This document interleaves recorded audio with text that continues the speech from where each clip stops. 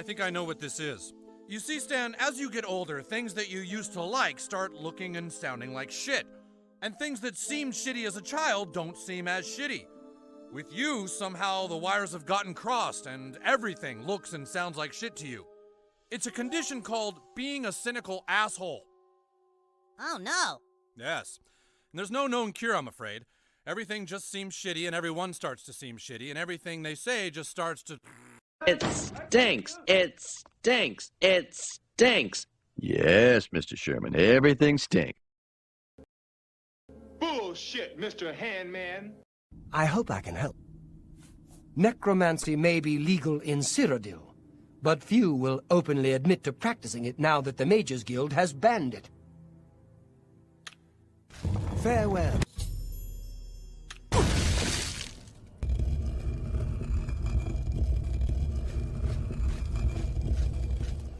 May you rest in peace.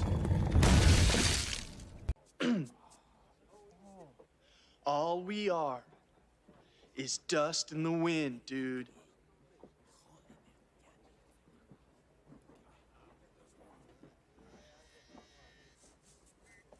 Dust. Wind. Dude.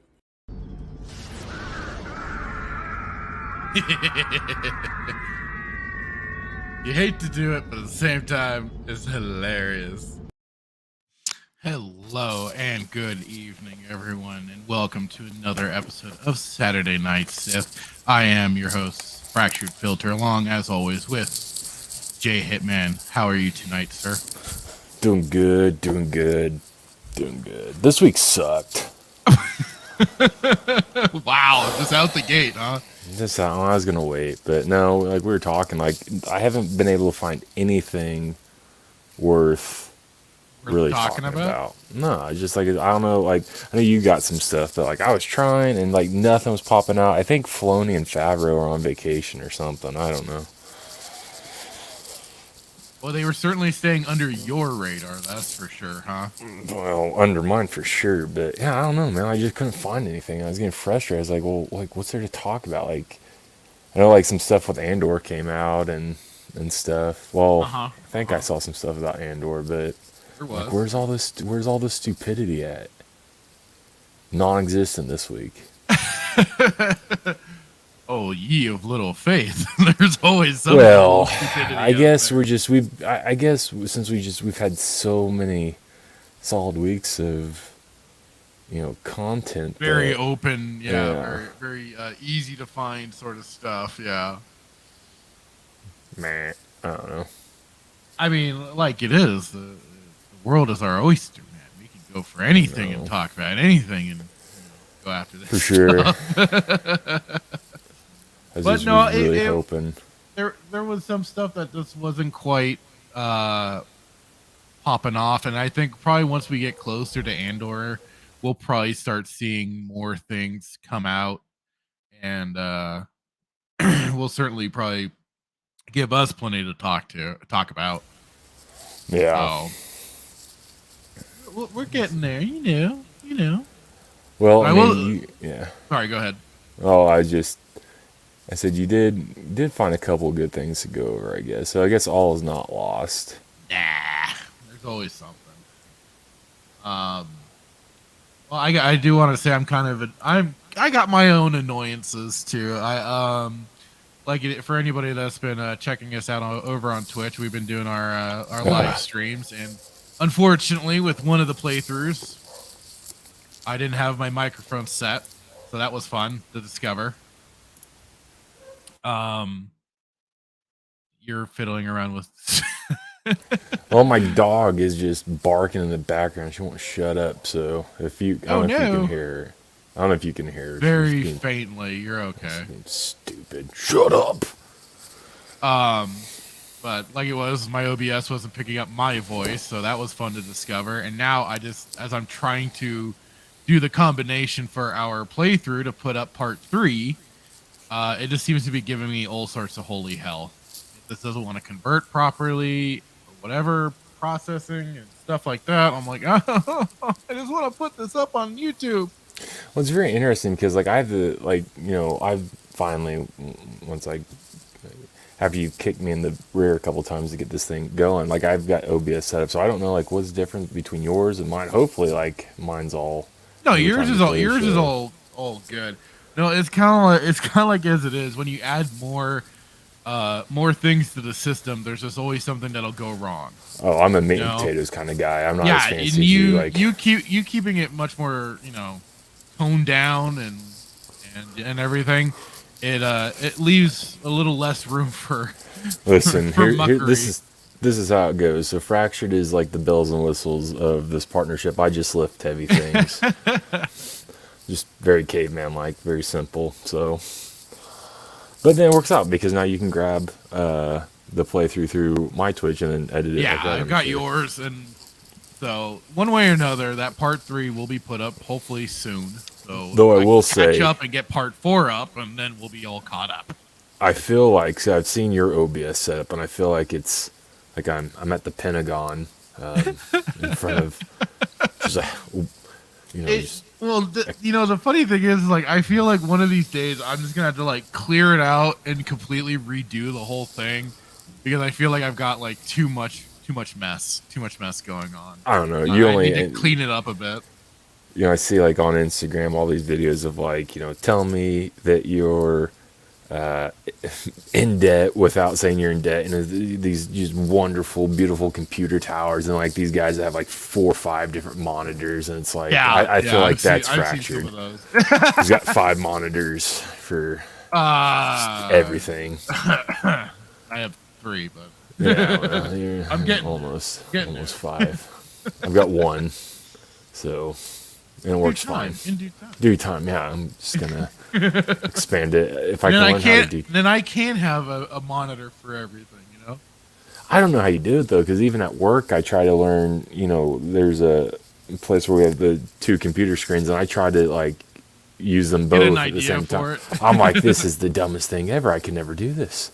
Like I don't like it. It does take some getting used to, but like once you kind of have like the availability of these windows. Yeah. It's hard to go back to like 1. Listen, you're on like the cursor's on like the main screen. I sneeze or fart, it's on the 4th screen, and I don't know how to get it from the 4th screen back to the 1st screen. And then I just say, screw it, I'm done. I'll go to another computer. I'm done with you. I'm done with all these computer monitors. I just want to get into Microsoft. One of these days, though, like I said, it took a long time, people. It took a long time for Fracture to get me to download OBS because I'm just not technological savvy. Well, and again, I don't blame you. It just takes a certain. Some people, like I said, like this is your wheelhouse, and I know you said you've been self-taught and you spent a long time learning this. I'm still trying to learn. I'm still trying to learn how to pull up my email. Like I sent an email from my phone to my main email.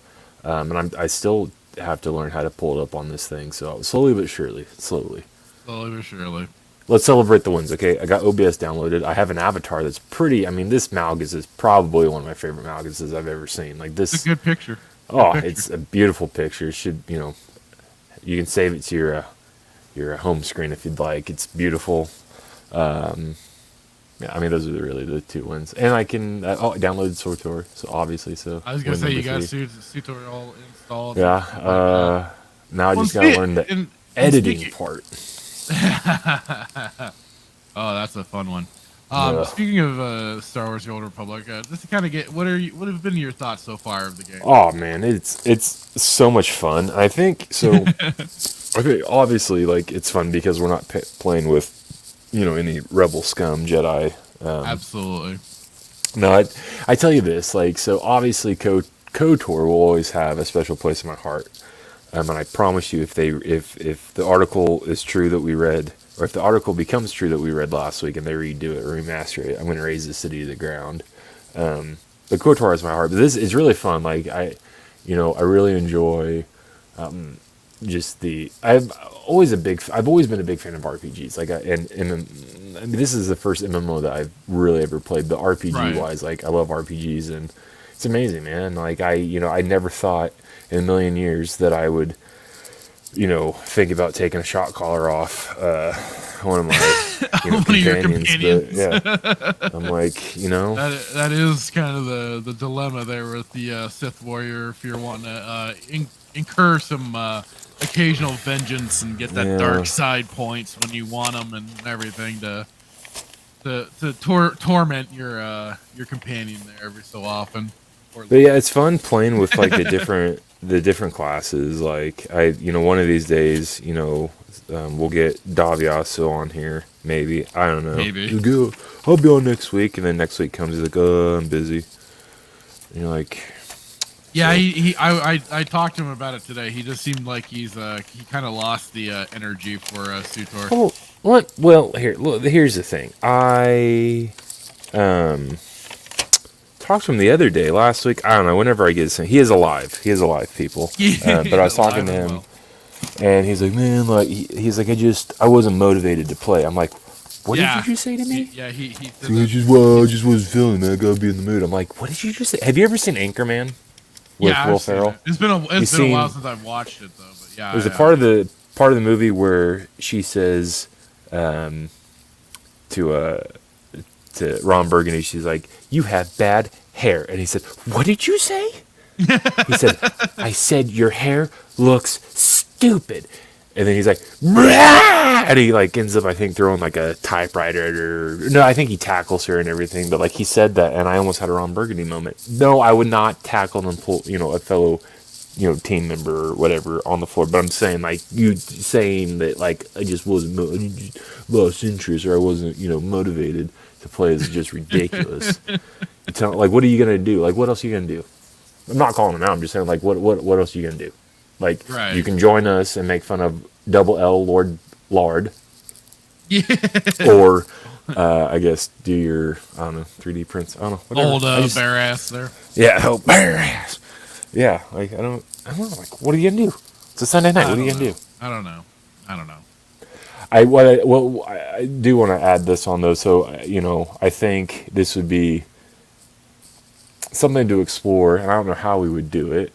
What's that? It's even possible. Well, so we're doing SOTOR together, but can we do other games?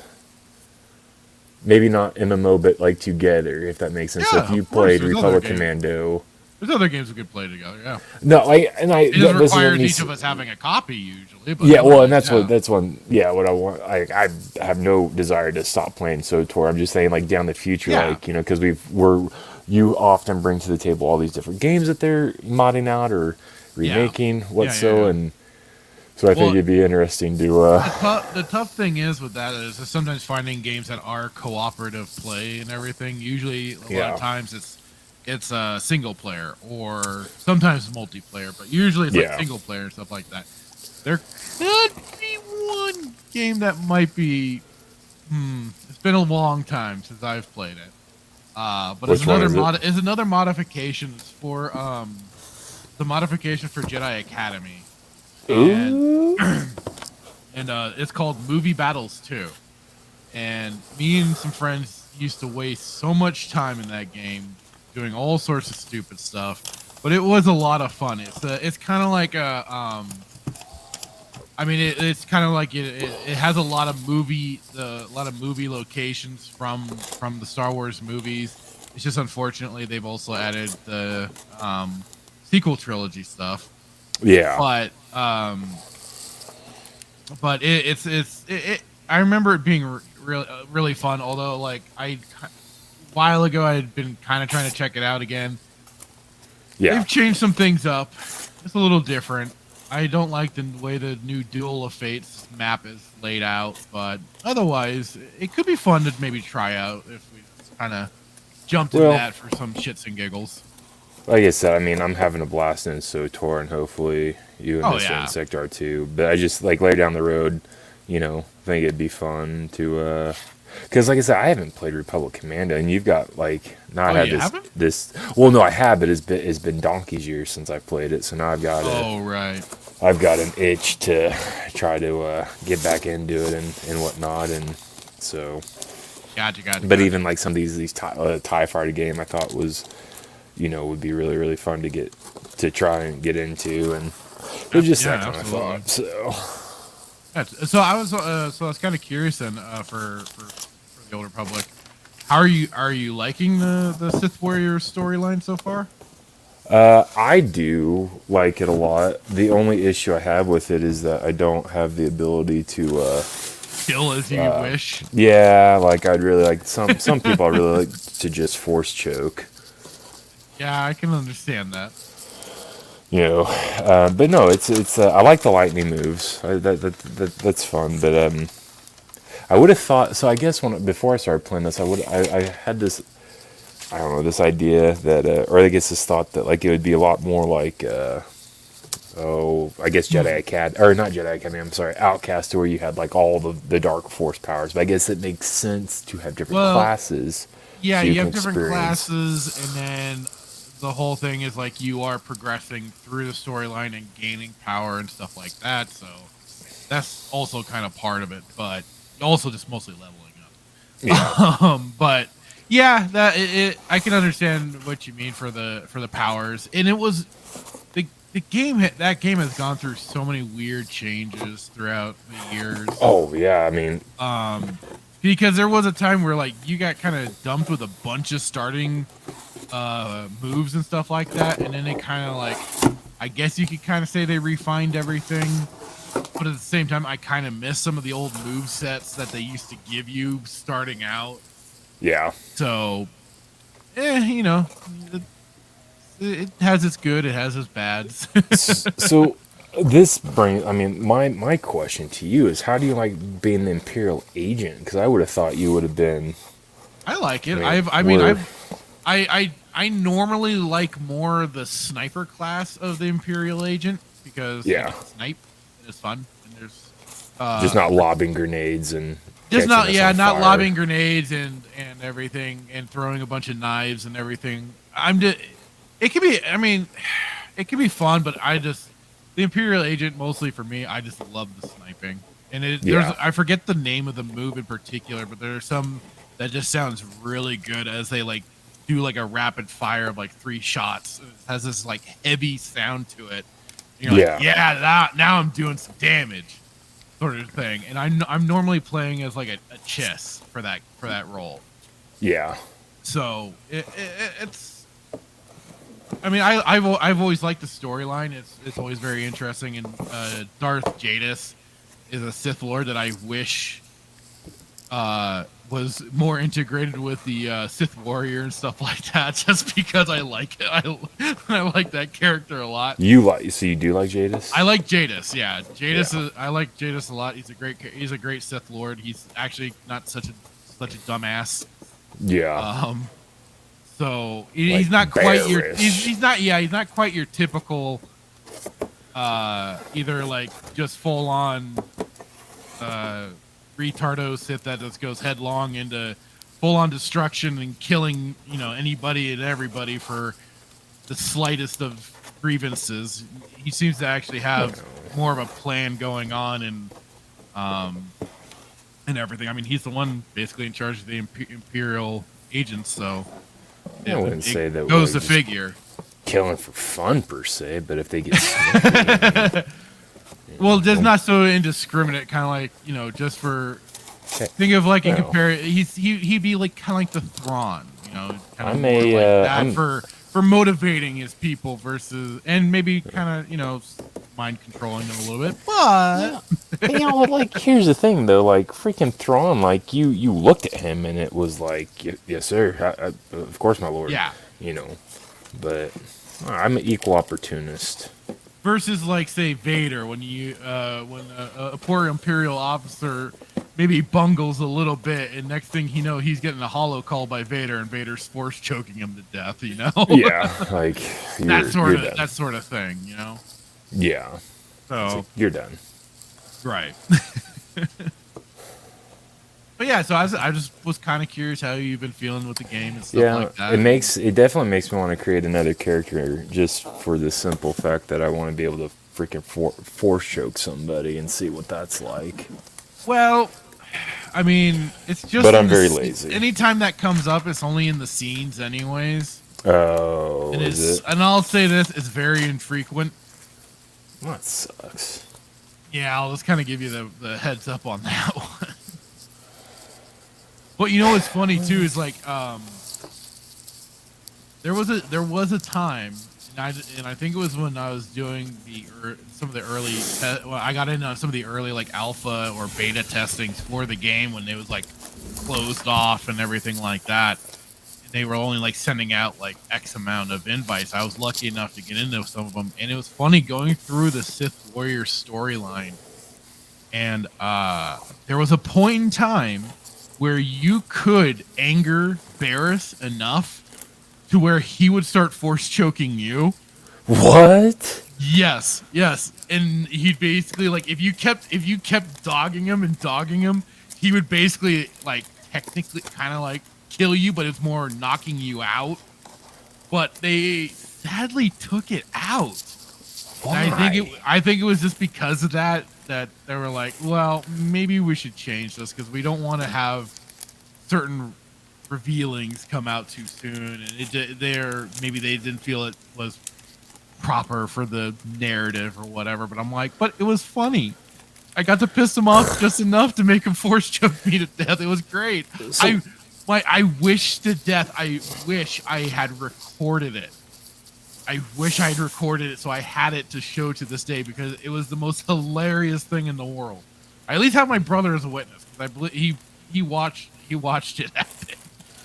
So I've been meaning to ask this. So, in the court, like, fun fact, if anybody didn't already know, Fractured has been and his brother have been part of 20 years. You've been following this since the inception, so it's like 20. It's been out 20 years. Is that how long it's been? Oh, the Old Republic. It's been out 10 years. It's been out 10. 10. Oh, I'd go around telling people 20. So okay. No, anyway, not so that long. Thank okay. God. 10 years. KOTOR was 20, wasn't it? No, was it 20? No. 20 years ago.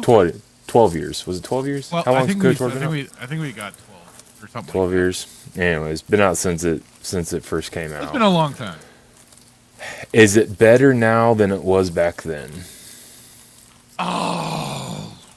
Can you answer it? Hard to say. Better, worse. God, I've said this before. I have such a love-hate relationship with that game. And I just feel like it has so much potential to go in so many great directions. But gameplay, okay, I'll go gameplay wise. They've made some improvements to the system for sure. I miss some of the instances where you first started out as just a plain like Sith or whatever, and then once you were done with Korriban, I think they should have added maybe a little more celebration or more like pomp and circumstance to it, to where you then got inducted into being either the Sith Marauder or Sith Juggernaut. I think they could have done a little more with that versus now, which is like since they obviously didn't want to do any of that, they just kept it very simple, and now it's just called you pick Marauder or you pick Juggernaut at the start, and all right, that's fine enough. So you at least get to start out with some of the stuff to go. And now that they've done a little update where you can have two classes if you're a subscriber. This pisses me off. So you can have like the Sith, you can have a Juggernaut and a Marauder. You can switch between the two occasionally. And also I do like that now you can pick those classes even if you're on the Republic side. And now with the bounty hunter and stuff, they finally made it so you could actually not just have pistols, but you could pick like basically the trooper class and have more like the big commando cannon or the Vanguard like rifle. So that was at least a good thing that they did with some of this stuff, because it didn't make total sense for the for the bounty hunters just to have pistols. It just Yeah, really it's weird. It was a really weird decision. So yeah, I mean, I would say that they've made some good stuff here and there. I think that I just think that they took too much from the player versus player groups. Yeah. In trying to balance the game and everything. I think they just should have kind of stuck to making you feel awesome, making you feel like a god. So having some unbalance, just making you feel like an all-powerful Sith or Jedi or whatever as you're just, taking out the mobs. Because they're just mobs. They're just little weaklings that you should be able to just destroy. Unless you're maybe doing some of the bigger things, like maybe some of the higher level flashpoints or the operations and stuff like that. So I just wish that they had done more with the class storylines beyond 50. Yeah. Because it's kind of like after you do the whole 3 chapters, I should say that, not level 50, because now you can reach high level really early on. Right. Mainly when you get through the main 3 chapters of your class storyline, and then that's just kind of it. Then it just kind of becomes very muddied together. Like they sometimes make reference to you being who you are, and it's okay, but it's just like you just don't have your own individual storyline anymore. Now it's just all mixed together. Everybody's all doing the same thing at this point, which is unfortunate because they really had a great opportunity to kind of. And if anything, they just would have had to say work on each class, maybe just do like a whole big patch and here's for the Sith, the Inquisitor and the Warrior. They've got a big storyline patch. Now we're gonna be working on Bounty Hunter and Imperial Agent. It's kind of do it out like that, and then we could have still at least had some class story continue on. Instead, with going after chapters 3, you go into McKeb, which was it was an okay storyline. It had some okay moments here or there. You got to kill some Hutts. You can't go wrong killing some fat slugs. Or Jawas. No, once we get to Tatooine, we'll be able to start killing Jawas. But doing that, it just wasn't. It just didn't really grab me that much for that storyline. After that is, I think after that is the Revan, the Revan Flash whole little series that they did. Oh God, which is just kind of the continuing degradation of Revan's storyline, where they just kind of make him still just kind of a bungling idiot. But it introduced. Never was. No. Well, it just. I just don't think they knew really what to do with him, and people were clamoring for some redemption for Revan after the whole level 30 Flashpoint stuff, which we'll be getting to eventually. It's still a good little Flashpoint, but it just sucks that he just got treated like that, and that so poorly. And that whole story arc later, it just. I mean, it takes you to some different planets. It does take you back to Manon. You go to this planet called Rishi, which is like a pirate planet. But I'd say the one good thing is that we get 2 new characters introduced into the whole story. Lana Beniko and oh God, why am I blanking on the thing? Theron Shan. Who's the son of Satele Shan. What a terrible person. I really like those 2 characters anyways, so they at least lend something of even though Shan's a Republic and Beniko's Imperial all the way, they've kind of, because of everything that was going on with the Revanites and stuff like that, they came together and enlist you and started getting some help. So there's some okay parts to some of that too, especially when you get to do the earlier flashpoints when you're raiding.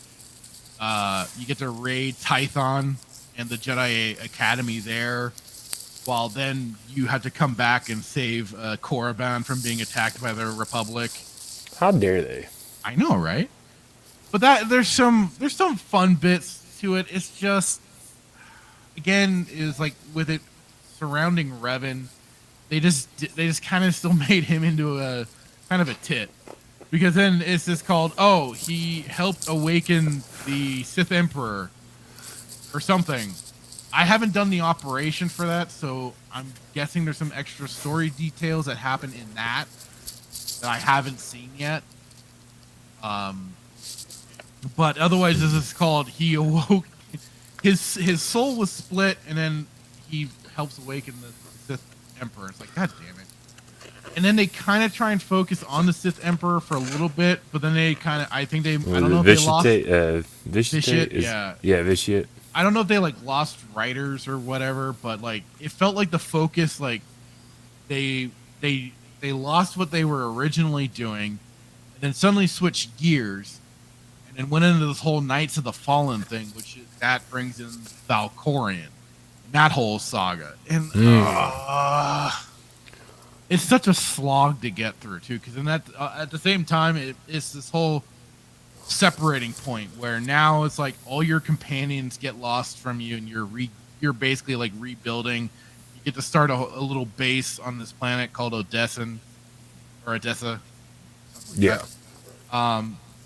But again, there's some ups and downs to that storyline, but it was just like called. It was pretty easy to tell what Valkorion was up to the whole time. So it's just kind of like, you know how like how frustrated you get with trying to kill somebody. Mm-hmm. That's kind of how, like, I know, sir. I'm pretty sure I can speak for my brother on this. It's like we felt very frustrated that we could do nothing to this asshole while he's just, I don't want to give too much away or anything, but like. When dealing with him, you're just like, I want to kill you now, but the story will not let me because I know exactly what you're doing. So they eventually culminate it all. It's just, I don't know. Like I said, after the 3 chapters for the main quest lines for the main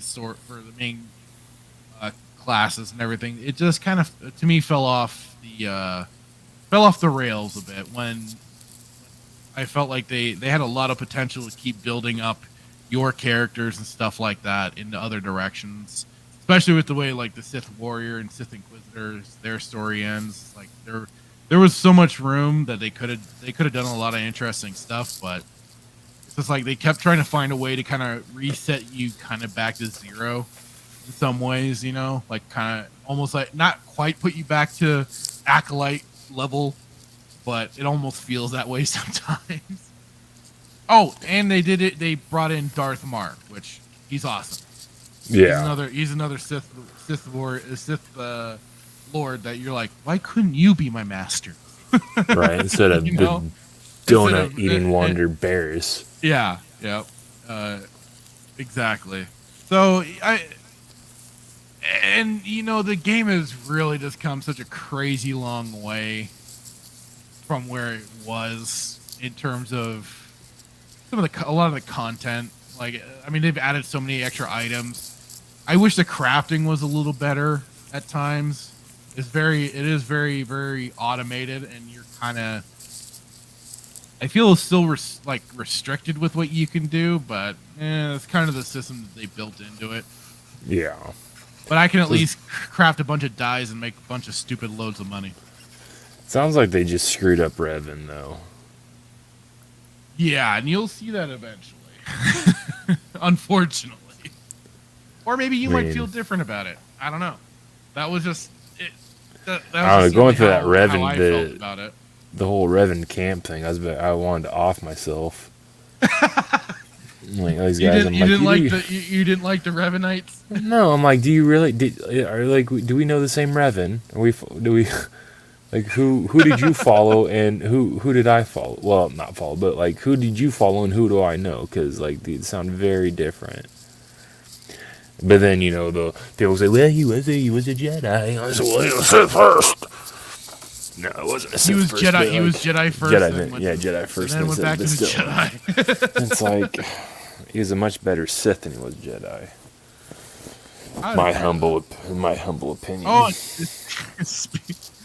speaking of Sith, I'm going through the Darth Bane book again. Path of Destruction. 10 out of probably 12 out of 10. It's like if you wanted a storyline where you wanted to have some Sith focus, there you freaking go. There you go. Just do Bane. Just adapt the book perfectly. People, you know what? Never mind. I don't want Disney going here. Yeah. I'll stick with the audiobook. But, it's like, if you wanted a good, like, Sith-centered focus line, it's either that or the Plagueis book. At least I'm still such a pleb when it comes to a lot of the books. So I don't know if I know there are, I just don't know if there are just as great of books out there surrounding some of the other Sith. Like, maybe some of the comics and stuff for Exar Kun and everything, but and we should do like I wish they would have done a book or comics, and maybe like again they have, and I just don't. I'm drawing a blank here, but like to your point, Exar Kun and Agenta Paul and what's the other one in KOTOR? There was Agenta Paul, which I really liked. Exar Kun. What's the other one in the Valley of the Sith Lords? Oh, there's a couple others, and I'm drawing a blank. But like, if they had done books on those, I forget all the ones that were in the Sith Lord, the Valley of the Sith Lords. Yeah, I forget all of those at the moment. But I mean, man, it was. I was so pumped the day that I was able to get Agenta Paul's sword from the tomb. And I flaunted that thing for like 15 minutes until I realized that it didn't cut through as easy as a lightsaber. Oh no! But yeah, I was like, wah, wah, wah. Oh well. Okay, well, we've talked about some positive things, I think. Let's get to it. Keep the positive ball rolling, because this is such a negative episode. Well, depending on how you... Hey, man, just, like, expel the negative emotions, man. All we are is dust in the wind, dude. Well, we could take this for what it is. Hold up.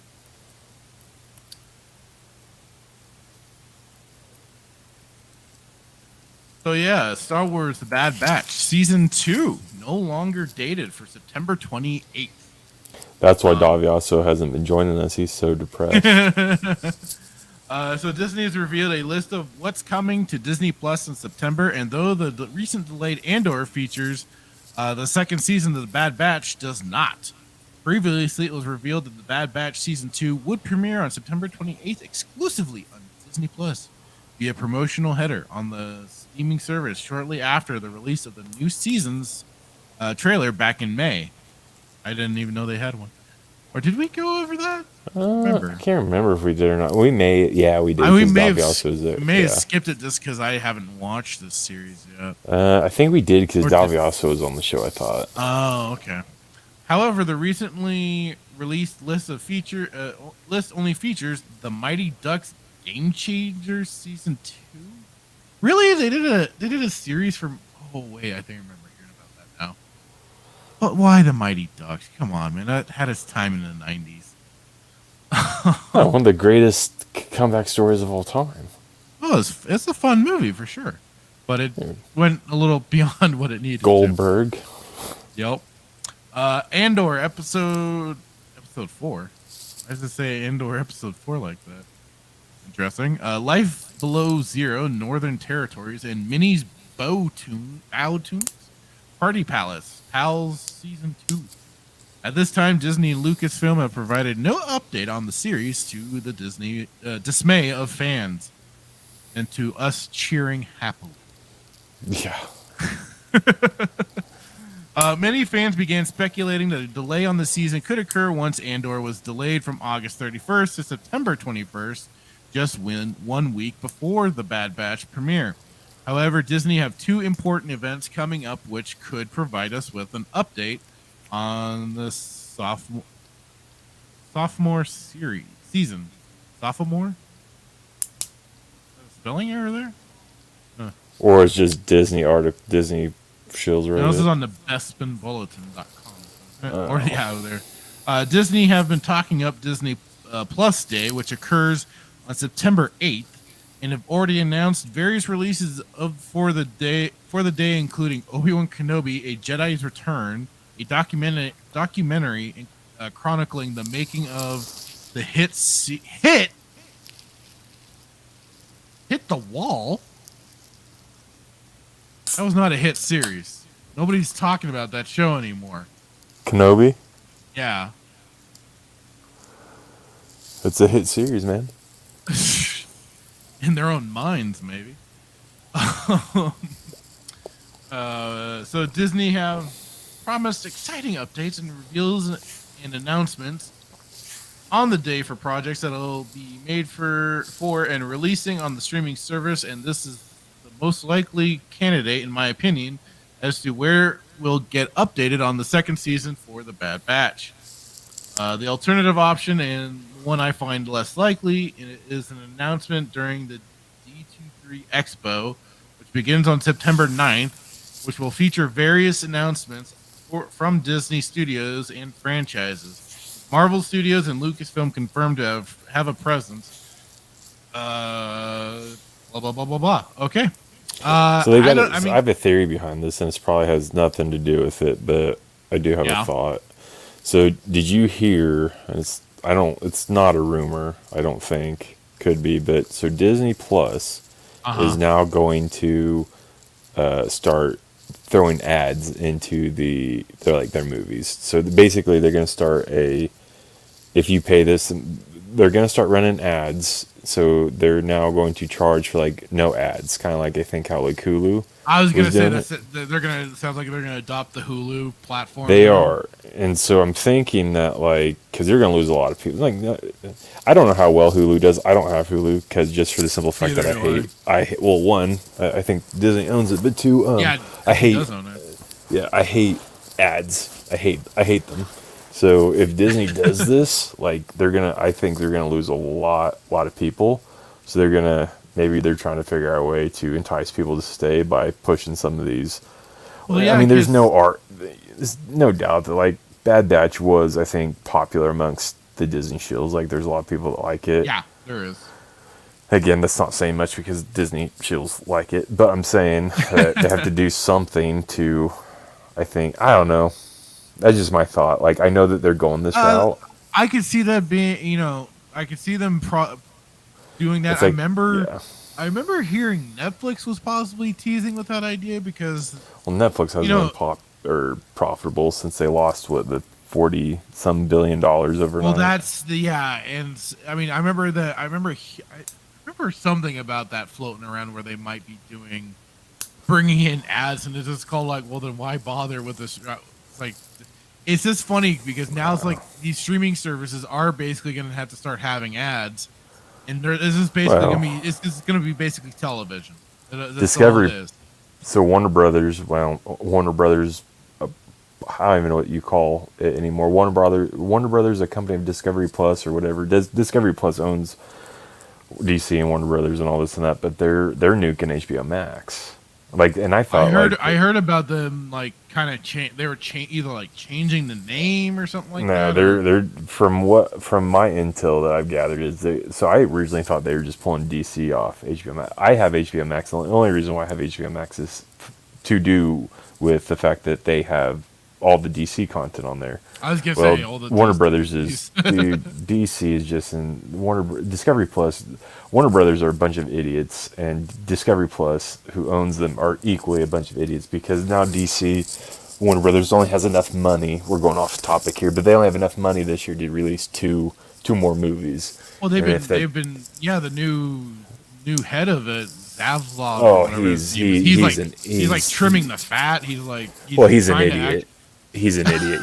He no, there's no trimming he's an idiot. Like how so? But what's the point of releasing anything that's gonna not make you money anyways? It's gonna be more of a waste. I had this discussion with somebody at work last night. So basically, there's a way to.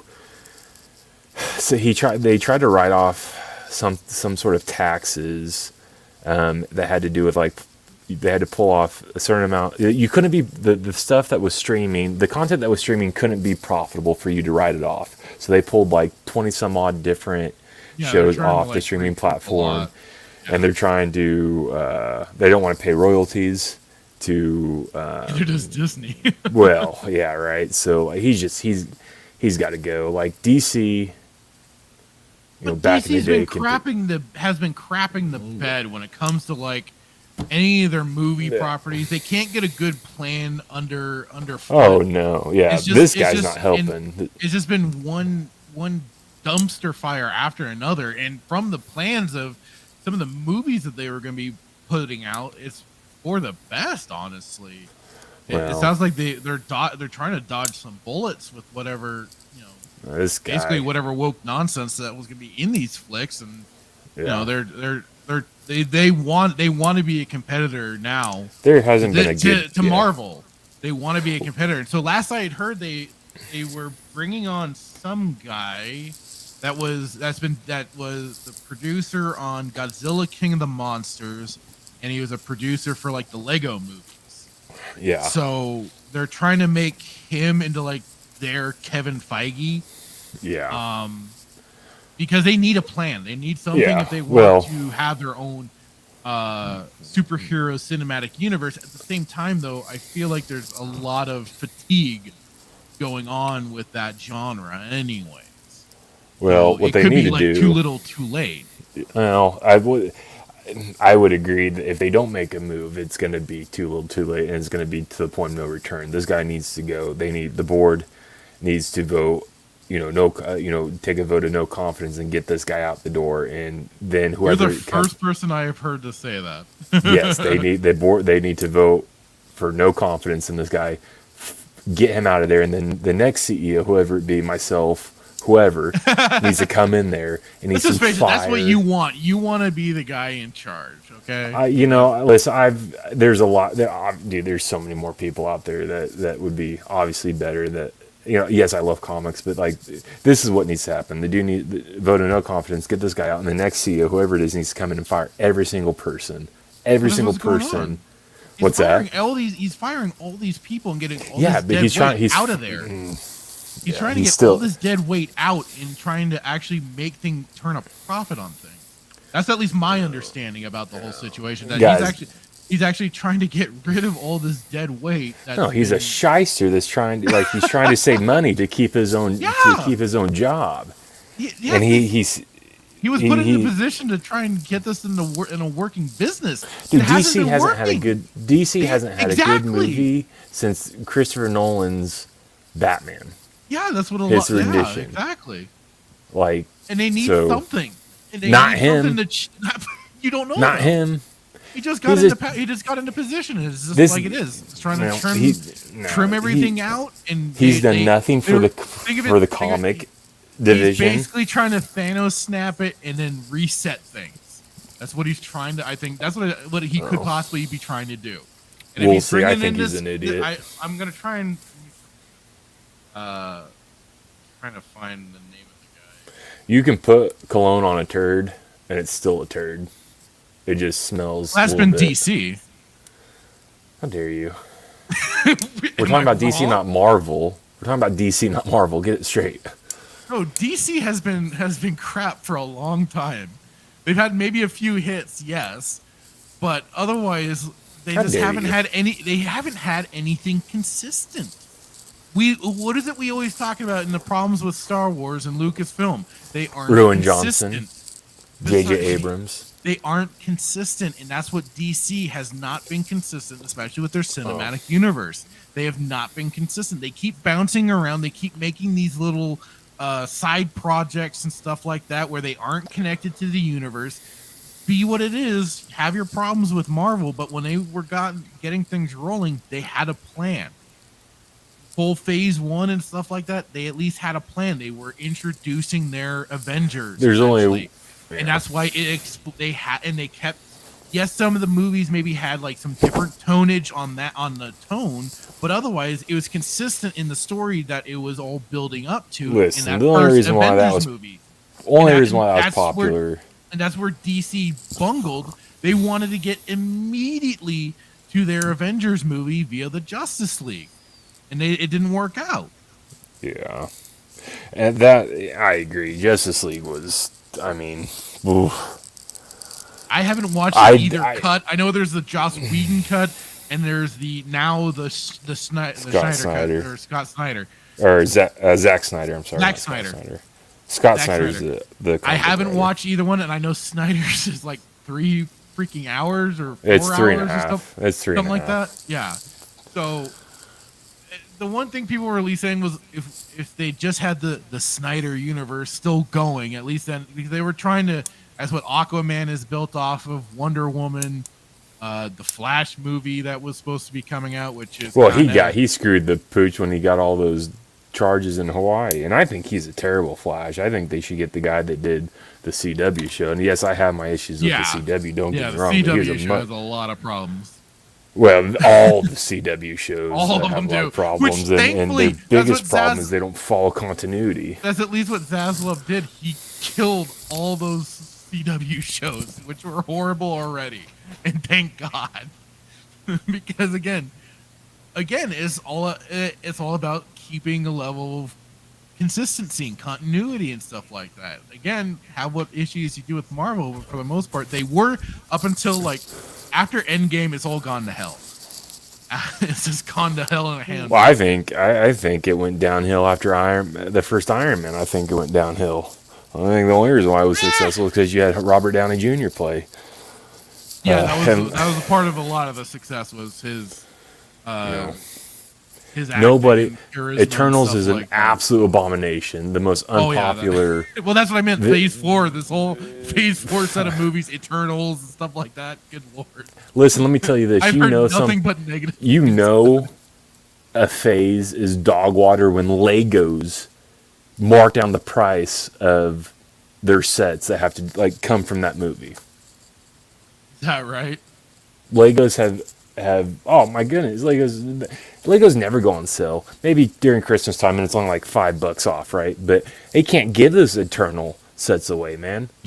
You walk into a Walmart or whatever store you want to go into, I guarantee you, majority of your Legos will be sold out. Other than the 4-foot section of Eternals, Eternals are the equivalent to the Rey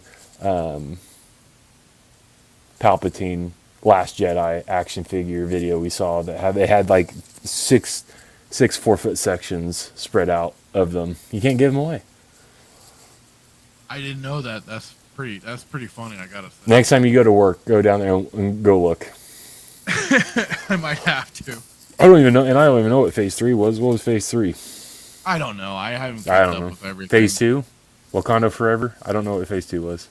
Again, I followed everything from an outer perspective. If they had their Spider-Man movie, that's when I started kind of paying attention a little bit, but only for those movies.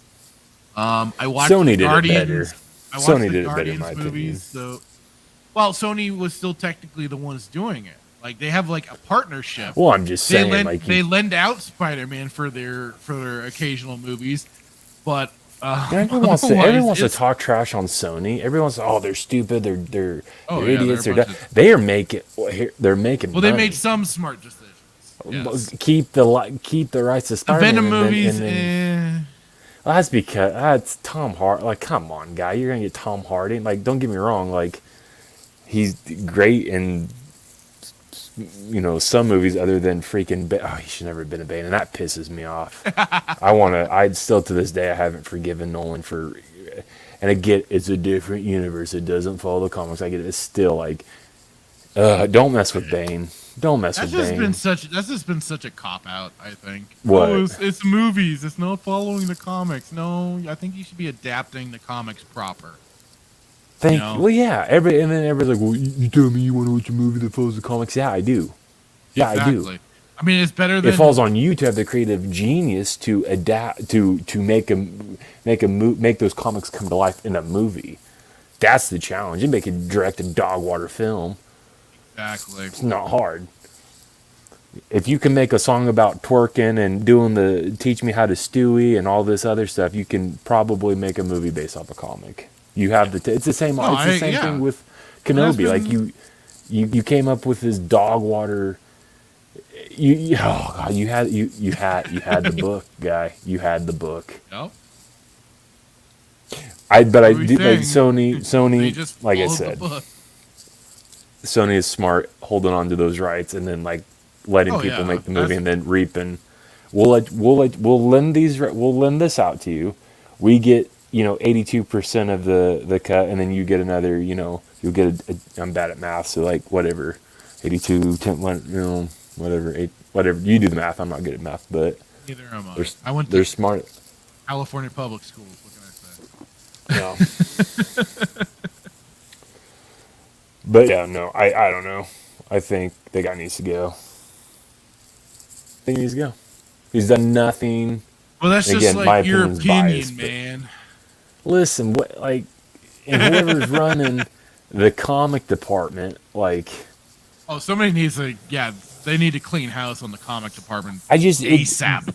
But this is a frustrating thing, though, because we can go back years and years, and on both sides of not only Marvel and DC, but from a continuity perspective. So, like, I've always been Batman. I will always be Batman. And typically, if you read that's not really true, but like, if you read Batman, then I'm hard pressed to believe that you read Green Arrow because they're very similar, right? But I'm starting to read Green Arrow. I'm starting to read Jeff Lemire's Green Arrow, which was. Green Arrow broke in issue 17 is where it starts, and kind of reading it. But the irritating part with like New 52, which comes out of like Rebirth. So they basically reset everything. They wanted to kind of reset every issue to number one, and then reestablish characters and all this and that. But by doing that, you erase continuity. Green Arrow, the story arc of Green Arrow, like the character his continuity has been screwed up. I'm not gonna say the most, but like, there's so many different stories. I know we're going off on a tangent here, but like, just for instance, like there's one story arc where like his parents get killed on a safari in Africa. They get mauled by lions, and then there's another story arc where Robert Queen gets killed by Komodo, which. I'm not gonna give it away, but like, so there's just so many different, like, they've screwed it, like, it's so screwed up on both sides. Because I was talking to a buddy of mine at work who is more of the Marvel side of things. But he's very knowledgeable of DC as well. But he was saying like it's so bad. Like if you were a brand new to comics, his advice is to just start with indie, start with creator owned, because continuity on both sides of it, DC and Marvel, is so screwed up. Like. So the current Batman, the Batman run, right? The current one that we're on 1063. There's 1063, which is Detective Comics, and then we're on 126, which is the main Batman run. 126 is being done by Zdarsky. 1062 is being done by Ron V. But this is all birthed out of Future State, where Batman's now poor. He lost his whole fortune fighting Joker. I think it was after Joker War, right? So it's like. This Bruce Wayne War. I think it was Joker War, but like Bruce Wayne in the entirety of Bruce Wayne-ness has had a fortune of $100 billion. Oliver Queen had a wealth of $3 billion, but now Bruce Wayne, who had like through all of continuity, like he's always struggled with his like losing his wealth and regaining it, but now he's poor. He's lost it all fighting Joker. It's like, but again, for the entirety of like. Continuity, like he's for the most part has always it's just so stupid. Ugh. That's the struggle you run into is the continuity. Like nobody in this, and it's been happening for a while, for like probably the last, I don't know, since 2000. I mean, 52 came out in 2011, and I don't know what happened on Marvel's side in 2011, but I'm sure. You run into these issues with Spider-Man.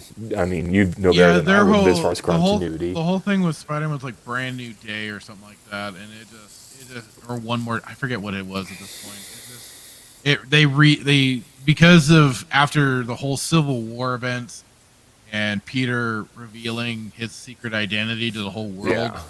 Yeah.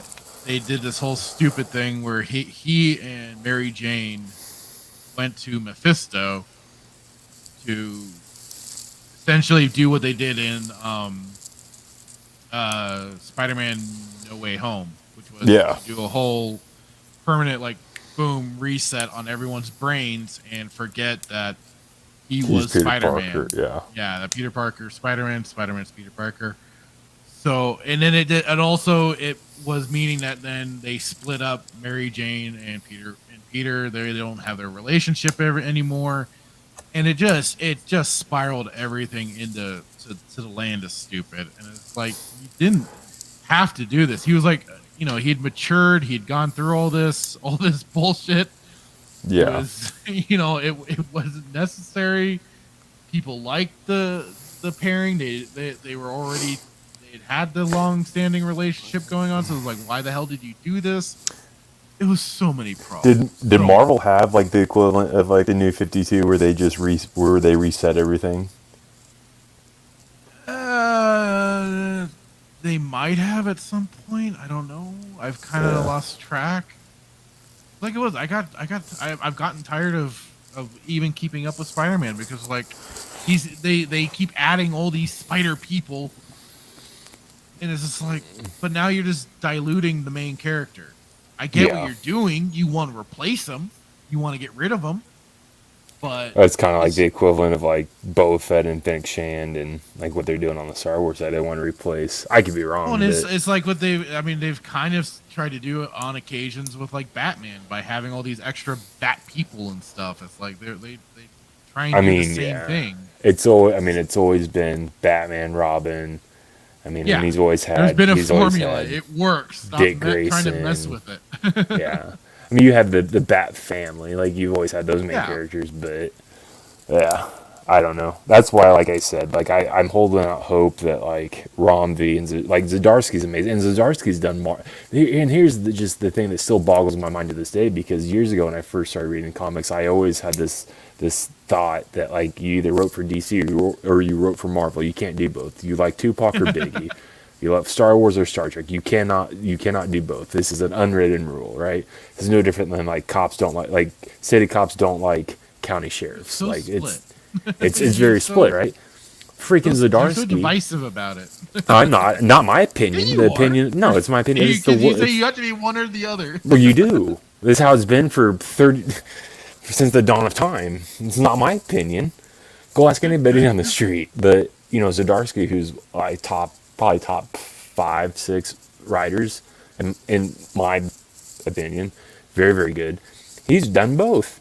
He's done both Marvel and DC. He's currently doing DC now, but he's done Marvel, and it's go take a shower. How dare you? But writers and stuff always jump right. Too. What pisses me off about DC that I do want to cover is they need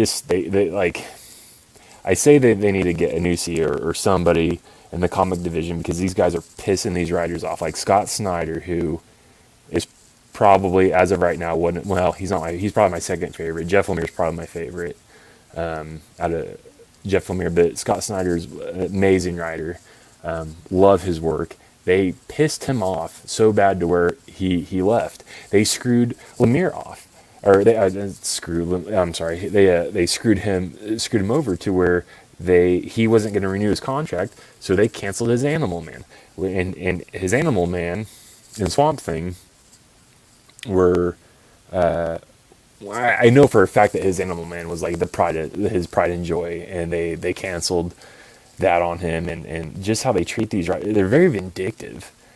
And I'm telling you this as a DC guy, right? So they got to figure out how to stop. They pissed off James Tynion is another, great writer who, DC pissed off, and now he's doing his own thing with Image, and Snyder's gone, Lemire's gone.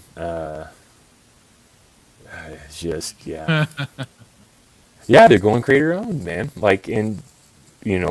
Rightfully so. You can go completely creator owned. You don't have to go to image. You don't have to go to. Well, for sure, these are just. I mean, image is just one of the. Lemire was doing a couple side projects, and he obviously did Black Hammer. If you've not read Black Hammer, it's an amazing story. I actually have Black Hammer versus Justice League right here. One of the first books I read first book that I read, written by Lemire and Michael Walsh, but they basically signed Lemire to an exclusive contract, so it would be devoted to creating content, within Image. But you don't see, I don't know, DC, or I don't know, maybe they do and we just don't see it. But like, from my opinion, from what I've gathered, like Image takes care of their writers and they incentivize them to stay. Not like, okay, like DC or Marvel's like, well, if you don't want to write for us, then we'll just cancel your contract and we'll cancel everything you're working on. Like, that's a very dickish thing to do. And I've heard that definitely, at least between like Marvel and DC was like the better one to go for, because they actually gave you royalties and stuff like that for your characters and everything. I think it's split. I think the statistic, like Marvel just like gives you the shaft completely. So the statistic that I heard was like, out of like 60% of people read DC, I think 40% is Marvel is the statistic that I heard. But I don't know. I've never read Marvel and I don't know how Marvel operates, but I do know DC. I'm just going off of what I've heard. Yeah. Heard this and that and the other thing. So nothing specific. I've heard things. Go back to the Golden Age and the Silver Age. Hell, I'll even go back to freaking. I don't know. Probably not reading something other than what's been going on as of late with anything in Revolver. I think wherever you go, man, you're gonna have stories that you don't like. I mean, I was talking to my buddy at work, and he was saying that like there's a Superman run that was done, I think in the early 40s, where it was Vietnam. I don't know, but it was a little bit. I don't want to say racist is the word, but they portrayed these people, the Viet Cong, in a very. This is what you just say. It was a product of its time. Product of its time, right? Yeah. I'd go back to the Dark Age or the Modern Age. Prime Age. I have no real preferences. I never really followed everything super. Well, I don't even. Yeah. I don't know. One of these days, maybe you can get back into Spider-Man. The only thing I was trying to keep. I've been now trying to go back and collect has been older Spider-Man. No, Star Wars Dark Horse comics. Yes. Can I tell you that I found I might have to try and hunt down also some old Spider-Man stuff too. Well, you need to. If you would come to the place that I told you to come to, I know. I just when I have my time off, I might. You're very is it introverted? I'm a hermit. Yeah, I'm an introvert. You're introvert. I'm an extrovert. I don't. People ask me if I want to hang out on my days off, and I'm like, I'm sorry, I'm currently rearranging my spice rack. Yeah, I think we talked about alphabet. I just don't. Yeah, I don't want to like. They ask me if I want to do something. I'm like, oh man, I would do, but I'm like, I'm busy. I got plans with the parental units. Yeah, I just have not been like. I mean, like it is maybe. Like I don't like people.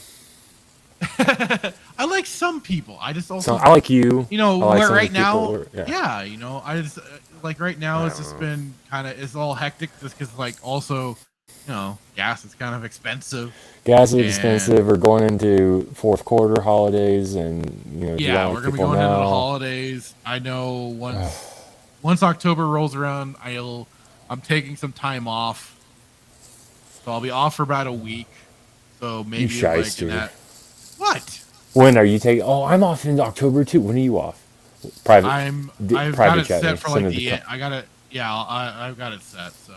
Yeah. Let me know. Maybe like on like beginning Saturday or something like that. I'll finally do a live stream. We'll do a live. We'll do the show from. I'll finally make my way over there and check that place out. Listen, or at least hang out. I've checked it out before. It's just more of like getting to see it with, hang out with you. Listen, I'm not trying to get you out of the house. I'm not trying to get you to like people, but I'm telling you, I say this because I found they have Dark Horse comics, and they do have. I think I said this on either the last show or the show before, but like I found every one. I found 2 through 6 of like it was Dark Empire, I think. I couldn't find issue 1. Is that right? Oh yeah, they were, and they weren't that. Oh wait, much. I have Dark Empire. Yeah, bastard! You probably the one who bought it there.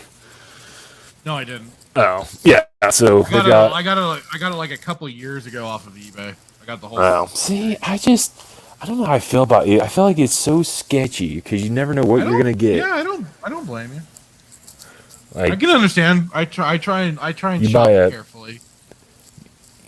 Get a Dark Horse. Yeah, you try to buy a Dark Horse comic from eBay, and you get a black horse with a lightsaber on it into your front door.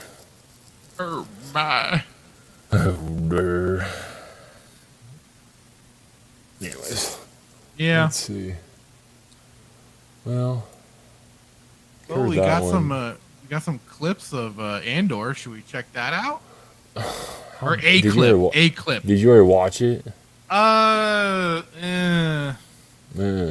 of, kinda. All right, let's just do it. Do it. It's for grown-ups only.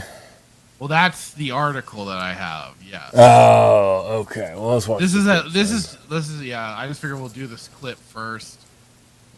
Man, we went off on a tangent there. It's all right though. Which is good. I mean, hey, I'm all for it. I don't mind talking about other crap. All right, let's see Andor here. Let me know if you can. Let me know if you can hear it.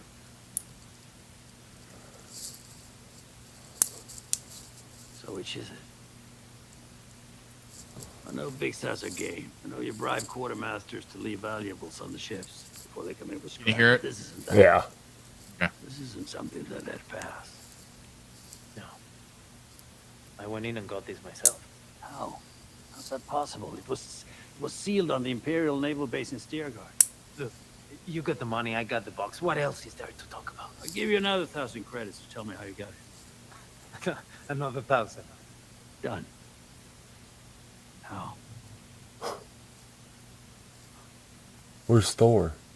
You just walk in like you belong. Takes more than that, doesn't it? What, to steal from the Empire? What do you need?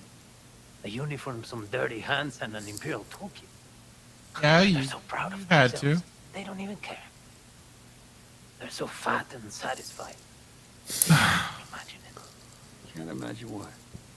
That someone like me would ever get inside their house, walk their floors, spit in their food, take their gear. I'm so again. I feel bad for this guy, this Skarsgård guy. Like, you go from Thor to Andor. Like, how did they get him? Because he's a good actor, Mike. I like him a lot. I think he's a good actor. You know, the other guy. If anybody that's gone through the Dark Forces, either played the game or gone through like the other content, like the book they have for it, or like even just the audio drama that they did for it too. You know, at least still treated the Empire like a goddamn threat. Mm-hmm. This is just like them just trying to further make the Empire just look like a bunch of incompetent pits. I mean, I get it. Yeah, some would be arrogant and stuff like that, but you know, at least in like with Dark Forces with Jan and Kyle, when they had to plan things out, they had to make sure things at least went somewhat according to plan, so that they were successful in trying to break in, steal the Death Star plans and stuff like that. They weren't just going, oh well, you just act like you own them, whatever. You know, they don't expect me. It's like, what the? Really? It's like the episode of Bad Batch where like, and it's all courtesy of your friendly neighborhood galactic empire. They're like free chain codes for everybody, provided by your friendly new empire. It's like, well, that I kind of understand. They're trying to get people to go along with this, right? They don't need to. They're the empire. It's a Sheev. I mean, well, Sheev, I don't think is a stupid person. He's smart. He's not gonna go full hog brute force immediately. He's got to warm people up. He needs to. No, he's got to lay it rip in. Rip the Band-Aid off. You were concerned about that when Maybe you're right. Maybe you're right. I'm wrong. I mean, since he so gently eased lightning into Mace Windu's skull. Hey, he didn't tell people he did that though either. Not like he's like, I fried that mother. I would. Wow, that's you. No. I don't know. They're not scary. It's a joke. It really is. Your enemies need to be threatening. They need to be a threat. They need to have that ability to either instill some fear or, be somebody that you don't want to take lightly. This is just that. They just made, I can. I just walk in. They don't expect someone like me. Am I also just kind of, maybe it's just been a long time since I've watched Rogue One, but is he laying the accent on a lot thicker now? Yeah, 100%. He's been in. Oh, God, I don't know. It's just they're just a joke, and then he made a reference about like what them being fat or something. Yeah.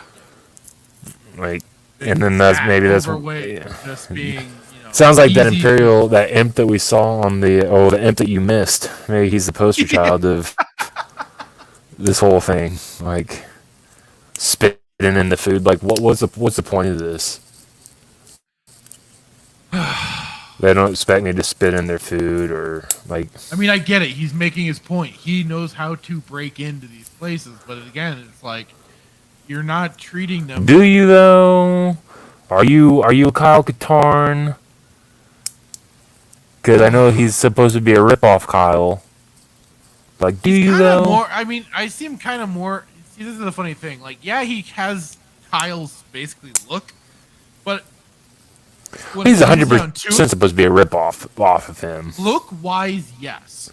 But in terms of, like, being the one of going and getting the Death Star plans and recruiting somebody for that job specifically, he's actually more in Jan's territory than Kyle's. Because Kyle was the outsider. He was inducted in by Jan, and, he was originally an Imperial. He was working. He was working for the Empire. I thought that was what they were doing, though. They were supposed, like, Andor was supposed to be the new. They were going to erase Katarn, and no, he's kind of more the. He's like I said, he has the look, but he's more in Jan Orr's in the fact that because she was already a rebel when Kyle first met her.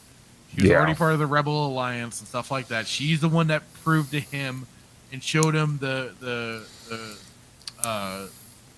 truth of what happened to his father. How it was actually the Empire that killed him and not the rebels, because it was all a whole big propaganda thing by Jarek and his cronies. Just wait, so, he's gonna fight Desan, and then I'm gonna get completely wrong. Well, he gets nuked anyways, Andor. So he can come back. Oh, don't you dare! We literally saw the episode of Kenobi where all the they were frozen in stasis. Shut up. Unless they somehow clone him in this Andor series, or like reveal that he's gonna get cloned, he's gonna be space dust. What's the difference between being nuked and falling down a shaft that also exploded once? One was the bottom. One was with the Sith Lord.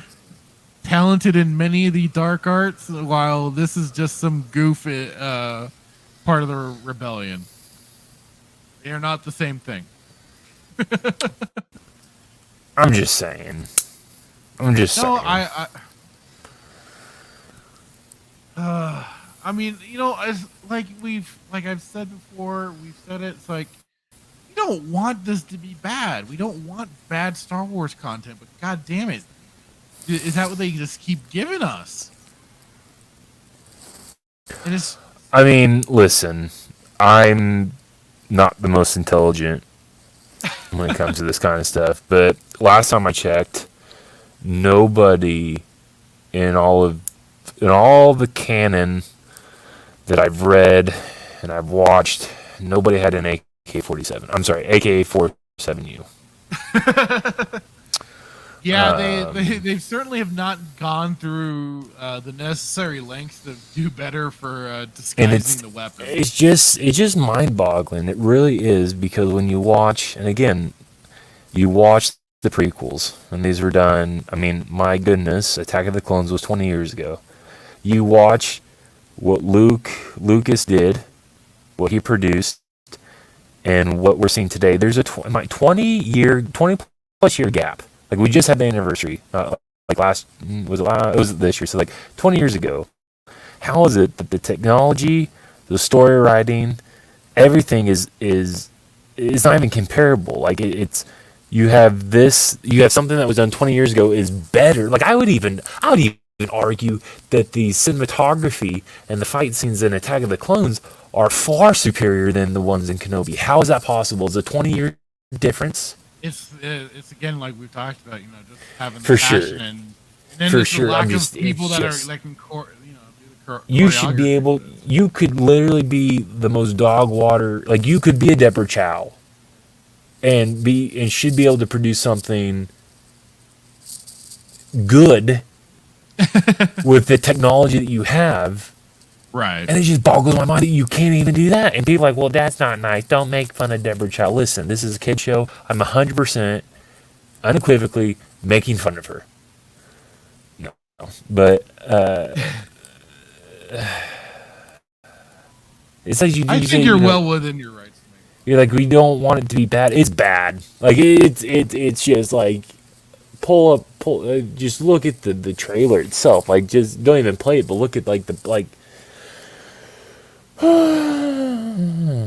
know the whole saying, the Andor yeah, it's like, you know the whole saying, quality over quantity. Yeah. It's like, it's so bad, man. It's so bad. I don't get it, man. Like, we don't have enough money, or we don't have the money that George had. Like, you think George had all the money in the world? How much money do you think George had when he was doing like, we won't even talk about the original trilogy. How much money do you think he had when he did the prequels? Do you think he worked an 8 to 5 job? Yeah.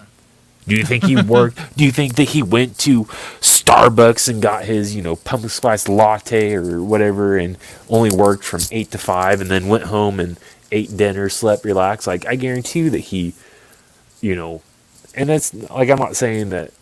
I don't know. I'm hard pressed to believe that the amount of passion that George put in to his creation was equal to what like Chow and all of her other cronies put into it.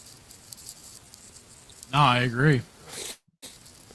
Freaking Favreau shows isn't even on set during an episode of Mandalorian. Certainly. Or Book of Boba. He wasn't for Book of Boba. Yeah, he was currently miles and miles away. Telling them, no, you're going to be doing this the way I say it. You're so stupid. And then they think it's the greatest thing ever. They think that what they've created is like the best thing since Cheez-Its. Cheez-Its are good. I just have no hope, man. I have no hope anymore. and I think, I don't know if Tim from Open Airlock was saying this or not, but like, Star Wars is dead. It really is. Until George comes back and buys it, and he's not, because he's in his 80s, and I don't blame him. Yeah. I think what I would like to see is, like, before he goes, he just buys it just to, like, spite them. Be like, hi, remember that $4 billion that you gave me? I still have it. and I turn into 8 billion, and I'm gonna buy you out before I die, so you can't do anything. That would be hilarious, but yeah, I mean, I can't help but, and I mean, this has pretty much been the sentiment going around for a lot of people too. Is that effectively, it's dead, Jim. It's dead. The Bad Batch is bad. Not a good bad. It's bad. It's like, I mean, like I've seen the Stig say it itself also continues to break continuity and stuff like that. So funny though. It's like it's this cult. Is it this cult? Is it our culture? Because like so they're doing it with Marvel comics. They're doing it with DC. They've now done it with Star Wars. They're now doing it with have been doing it with Star Trek.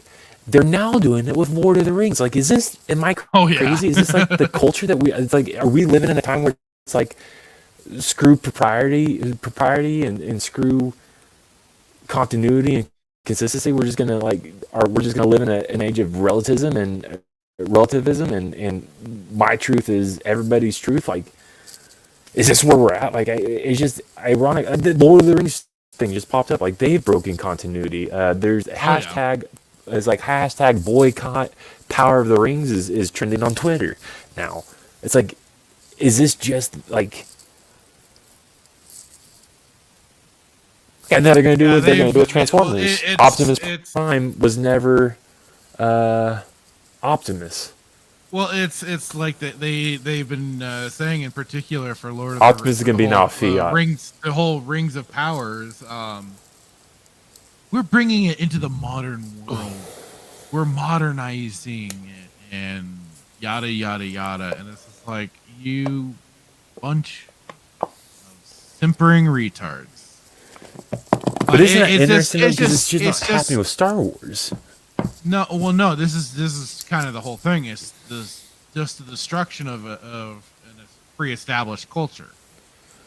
Right. I mean, that was like even the whole thing. The whole point of The Hobbit and Lord of the Rings, as I've heard it described, is that Tolkien was doing this to replace mythology lost however many years ago for England. It was to give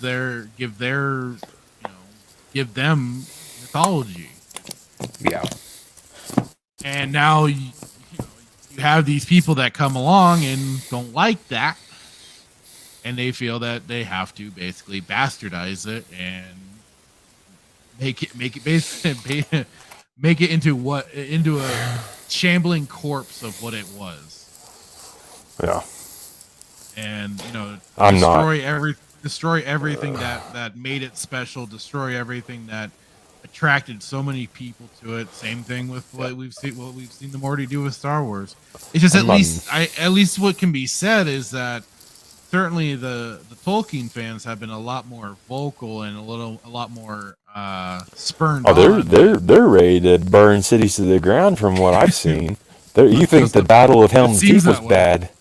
Like, yeah, he's gonna be Helm's Deep times 3.0. Like, it'll be interesting when this show drops, because it'll be curious thing to see if people actually simp for it. Is Peter Jackson on? Is it Amazon producing it? So Amazon is producing it, but Peter Jackson, last I had heard, he got the rubbed from it by Amazon and stuff like. So but where are these people? Like, we're like, Lucas, he's probably spoken out, and they've probably censored him, or it's hard to find clips of him doing interviews because they don't, that might be a conspiracy theory, but like, I've definitely seen interviews of Lucas talking out about like current Star Wars, but where's Peter Jackson on this, dude? Like, we're like, I think he's just doing his own thing. He just like, the funny thing, this is the thing, like, from my understanding of what I've heard about the whole Rings of Power and stuff, the Rings of Power, they're only basing it off of an appendices out of the Silmarillion. So they have like almost next to nothing for any real content. This is just basically and you can't even call it fan fiction, but it's just basically these people writing in their own stories. Because the Lord of the Rings property, last I knew, was still under WB and everything. Yeah, they're the ones that still own it, and at least that section of the lore and stuff like that. So that's also what just adds to the total mess of all this, is that they don't even the whole Rings of Power. They don't even have access to the Lord of the Rings. So they're about as confused as what the article that we went over. They're like, well, we didn't know if we could use John Williams' music. Yeah, that was for the Kenobi show. Yeah, but it's like you're almost as confused as this girl. Like you own, like, and again, like they may not own the rights, but you know, you're so confused on what you can do and what you can't do. It gets, this all this mumbo jumbo with. So is it the culture that we're in? Like before we start our review, but like because it's happening with everything, man. It's happening with everything, and that just hit me. Like obviously Star Wars. We talked about. We've mentioned. I know Tim has mentioned, and Bob, Tusk and Bob have mentioned on the spacing. You know, the stuff that's happening with Star Trek. But like I just remember, like they're doing it with Lord of the Rings. So like, is it the culture that we're? I mean, nothing's sacred. Well, no. And even if the argument you can make, well, even if Peter Jackson came to the forefront and talked about it, like Amazon's not going to listen to him, and that's fine. No, but at the very least, there's such don't give a damn. There's such a fear of like the cancel culture, and people like. I'm here to tell you that we have more power than the people that can cancel you. Like you might be able to cancel. But at the end of the day, like, there's a lot more of us than there are of you, and we're a lot more dangerous than you Careful are. Now. Just saying. What are you gonna do? Like, there's a guy I follow. It requires definitely having more and more voices speak out on it. And that's the thing. Like nobody, because it's become a very comfortable situation.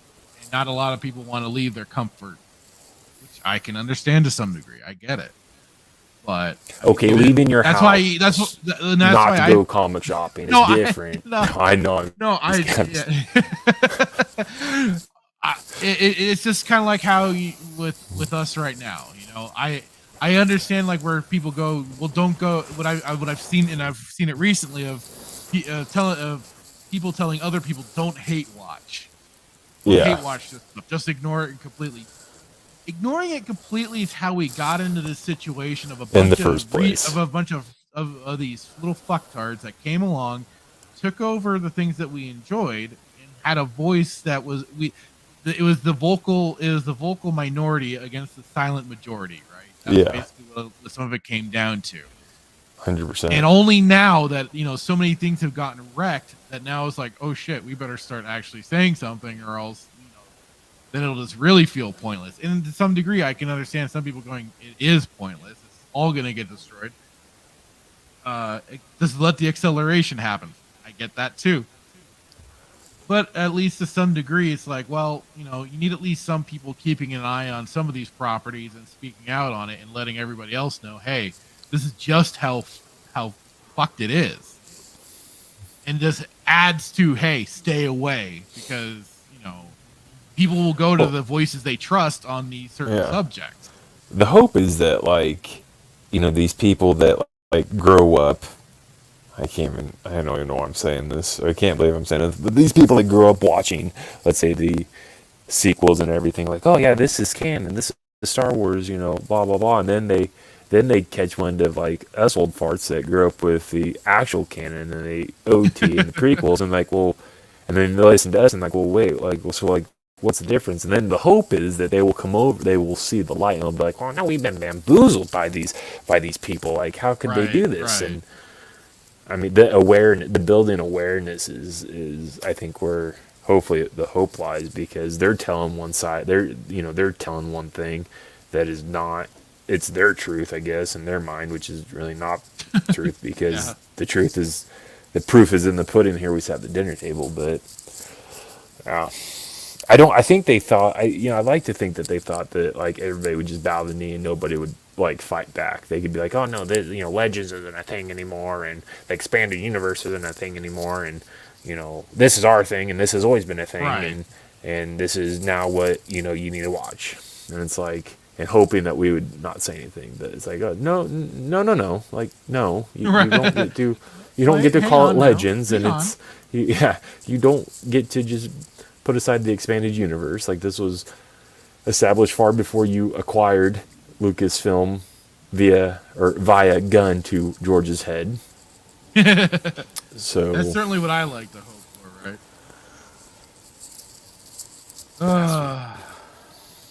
But yeah, so that's what my question to you was: is this the culture now that we live in? Because it seems to be happening a lot with everything. It is, and unfortunately, Optimus will no longer be a semi. He is now going to be a Fiat, and he is no longer going to be a guy. He's going to be a girl. Give it time. I haven't. He's going to be a green Fiat. I haven't heard anything in particular, but give it or time. A Vespa. Maybe a Ford Geo Metro. I don't know. Whatever you want to do. Whatever you want to. Semi is too aggressive. And the Decepticons will no longer be bent on taking over the world. However, taking They'll over be the good guys. Earth. They'll be replanting trees and forests and South America and helping old ladies cross the street. It's so, like you sit there on the other side of your screen and you think this, like, I'm being ridiculous, and I'm telling you, like, this is where we're at. Watch it happen. It's like, well, somebody's like, well, what do you have against Fiats? I can't get in them. That's what I have against them. Can't fit into one. Yeah, neither could I. I get 4 miles to the gallon. God. I have to pay $170 just to fill 4 gallons up. Yeah, it's I mean, you touch Transformers. The Ninja Turtles would be otters. I was always more into the Beast Wars. Yeah. Ninja Turtles, they're not going to be turtles. They're going to be otters. They've already it's certainly in the comics for Ninja Turtles. They've already been doing their damage. I've seen some of that. It's not good. IDW? Yeah. Oh yeah. Ugh. It's gotten. No, because I just acquired. I've been acquiring Last Ronin. So don't. Last Ronin is actually good. That was good for me. No, I follow Razor Fist, and he's a big Ninja Turtles fan.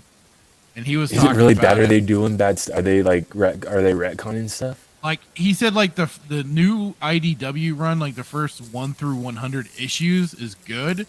After that, they basically start doing self-inserts and a lot of weird so stuff. Excited to read Last Ronin. No, Last Ronin's actually good. Yeah. Because that's just like also just a completely side story. Yeah. So yeah, enjoy that at least. Enjoy that for sure. Just don't read anything else.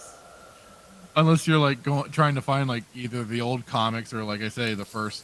Again, go back to the.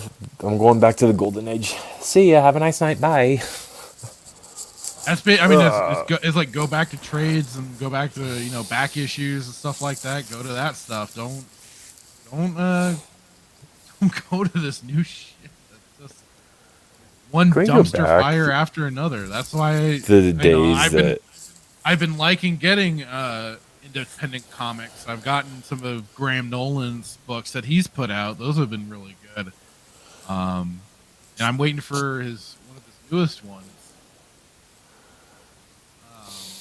There's the YouTuber That Umbrella Guy. He's been doing his own independent comics that have been pretty fun and enjoyable.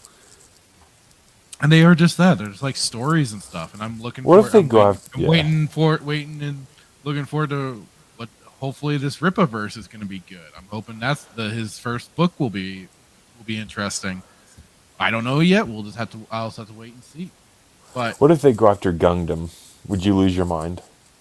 What do you mean? Like, just if they just start like destroying Gundam? I mean, I'm sure I know that there's already becoming a more concerted effort going after anime in general, so I'm sure they'll get to it eventually if they haven't already.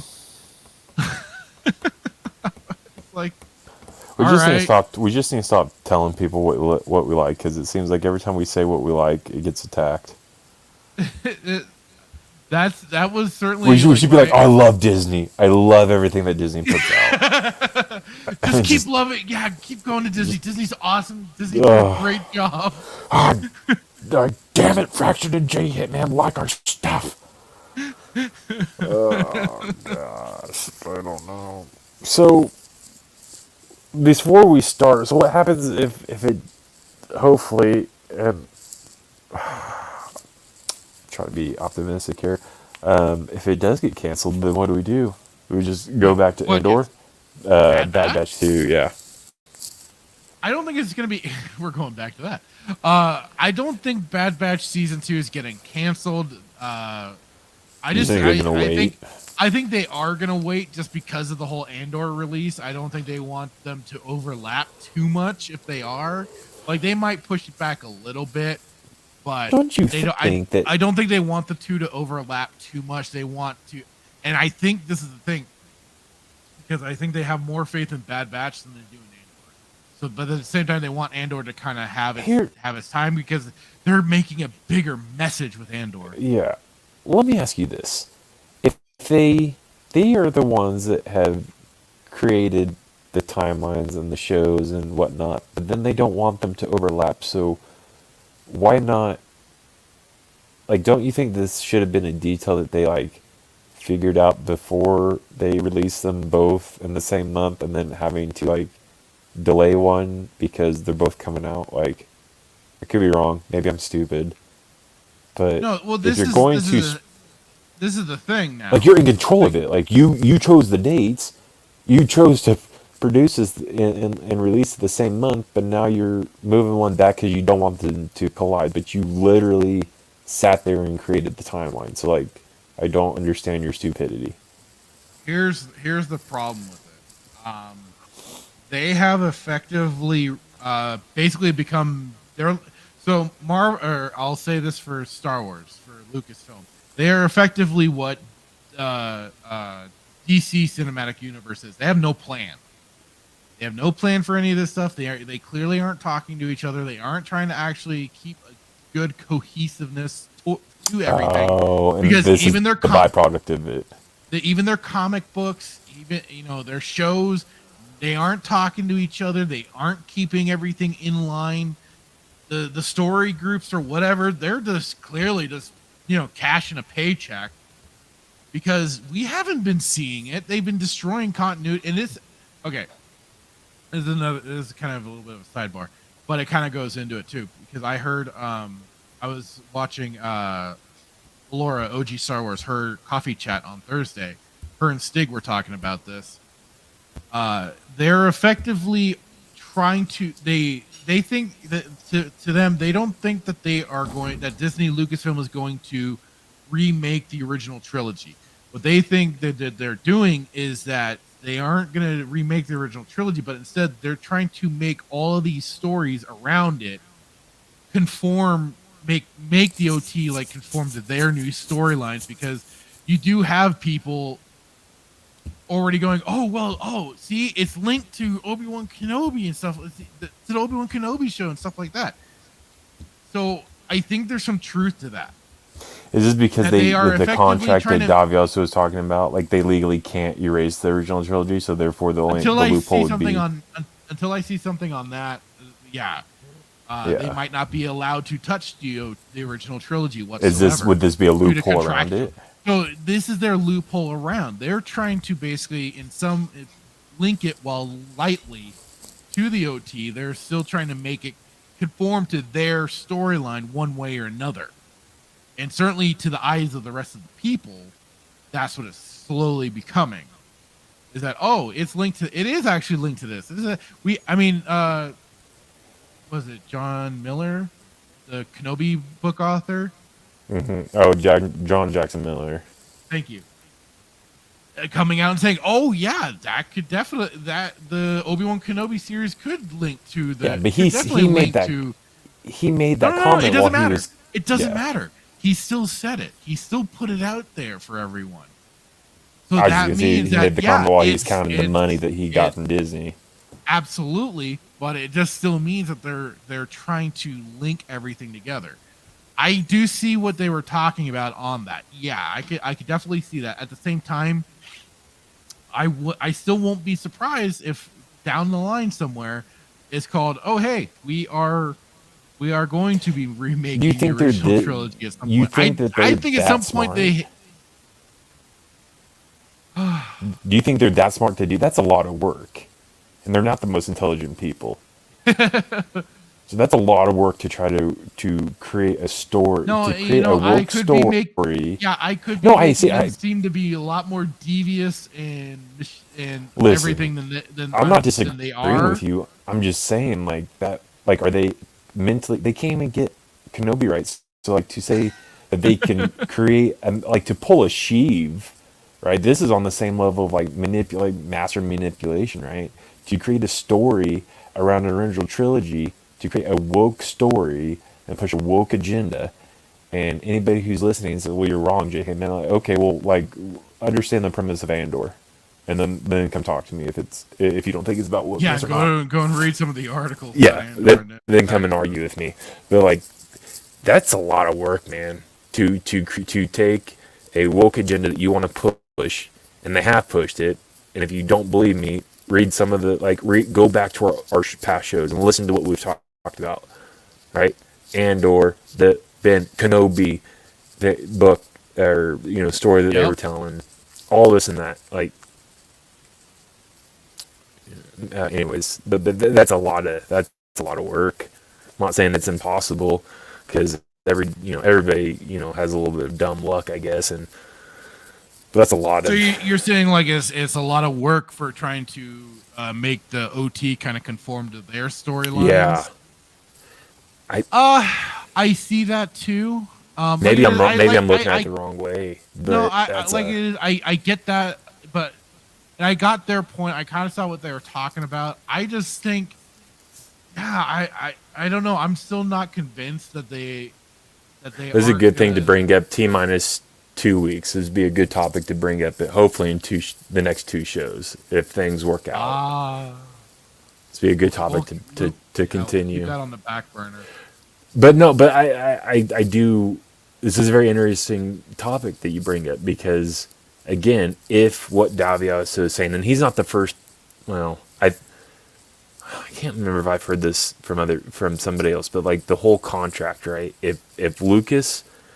And he is somebody who is smart, and I will say would be smart enough to do something like this. If he did put a clause in a contract or write a contract that says you cannot touch original trilogy, you cannot retcon it, it is off limits. Like, I will sell you this company, my company, with the caveat being that you cannot touch OT, you cannot retcon it, you cannot do anything within it and outside of it, right? Or definitely within it, right?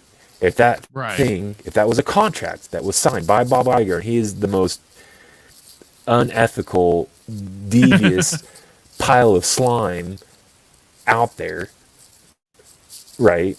Who is not a man of his word, and he is proven, and he said that he's not, purely based off what he's described in that whole deal in his book. Anyways, how else would you do it? If they clearly want to retcon. They want it so bad. Yeah, it's like a kid in a candy store. Like, I want this chocolate bar, right? They want to make it their story. Well, not only that, but they also want to push their agenda, which is a very politically driven agenda, right? Yeah. How do you do it? Well, I missed coffee chat, and I was up at night. I had to go get my hair cut, so I was up and I was driving home, and I wasn't able to pull it up because I had to go to the store on my way home. But I want to go back and I want to listen to it because this is a very interesting check it out. It was point a of good view because they were also going over some of Mon Mothma's history and stuff. So that was yeah. interesting. I know Republic. How you go about it is very interesting. It was an interesting point because they. What are your thoughts? Or should we say? Like I said, I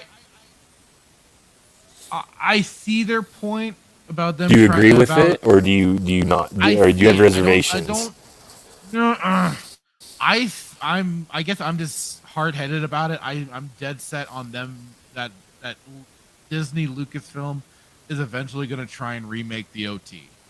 That's just the way I. Well, we have to establish what the definition of remake is. Is with what OG is talking about with Stig. Is this not a form of remaking it? Well, because this is the thing. They have made some point, and this is part of their point. Is like in I don't know which book it was exactly, but there's a scene in one of the current books of Luke basically giving all the credit to Jyn Erso and them. It's not Shadows of Andor. No, it's not Shadows of Andor. I don't know which book it was, but it was effectively Luke going, "No, I didn't actually do anything. It was all Jyn Erso and them getting the Death Star plans."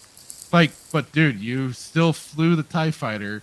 You went in and blew the motherfucker up. Well, Luke Skywalker's Canadian, and the self-deprecation.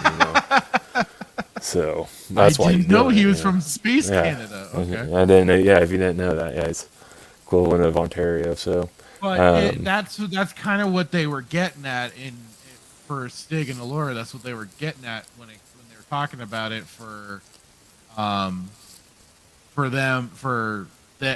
Disney Lucasfilm rewriting things to make. So Disney So you tell me that they actually read a book, but that's the thing, man. They actually wrote the books.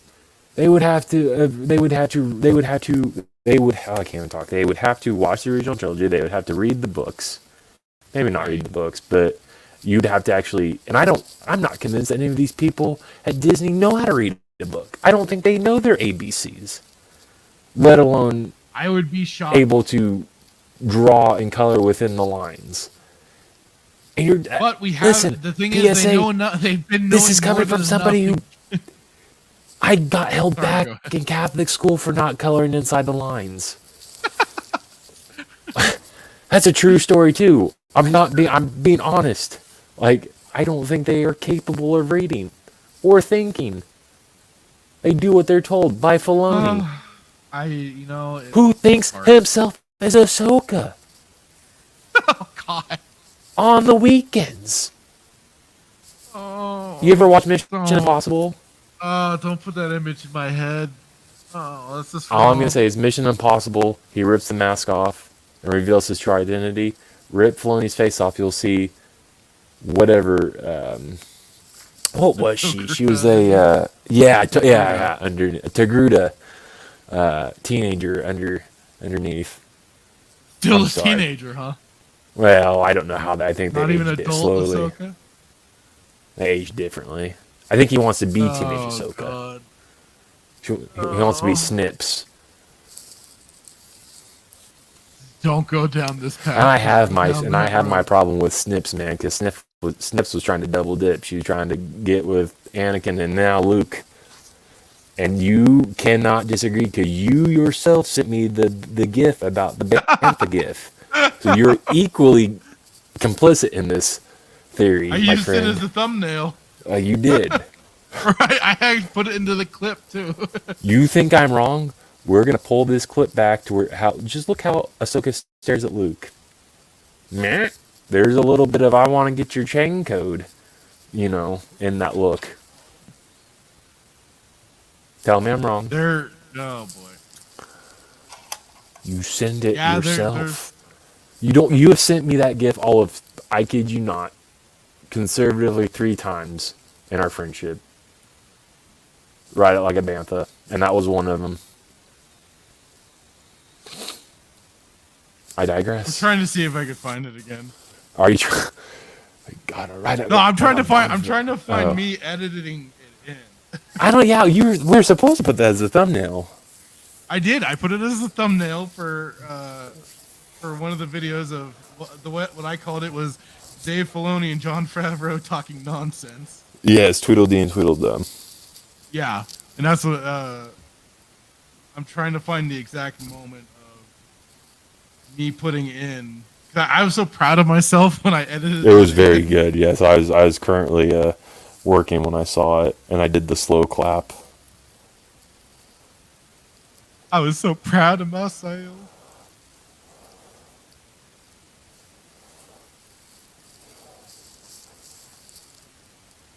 You need to find it. Yeah, I'm trying to.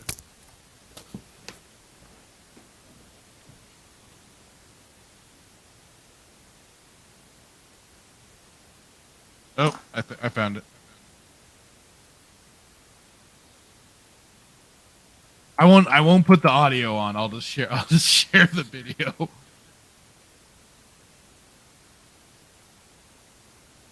So here we go. I'm so proud of it. Look at it. There's the bubble. Boom. Yes. What a masterpiece. I'm so proud of myself. I'm learning the premieres. It's amazing. Yeah, I don't know, man. Like I say, I think it's kind of a mixed bag. I think they still wanna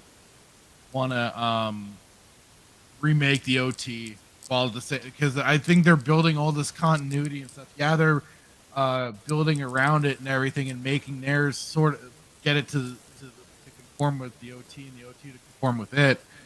I just still think they want to remake it. They want to make Leia the main hero, like we saw in Kenobi. They want to replace Luke. They effectively want him gone. So they can have him, like, they can use him as a mouthpiece to talk up other characters, but I just think it's leading to them eventually remaking things. I think that's what they want to do 110%. And maybe again, hey, I'm as I say to people all the time, I'm more than happy to be wrong. Maybe I am on this one, but I just can't. I want to be wrong. I want to be wrong. I do too. I certainly do too. But it's just like I can't help but see it go no other way than that. Yeah. So it's like, I think they want. They don't have to worry about. I mean, I was gonna say they never had to worry about Harrison Ford because he wanted to be dead. I don't think he wanted to continue after Empire Strikes Back. He wanted to be dead then.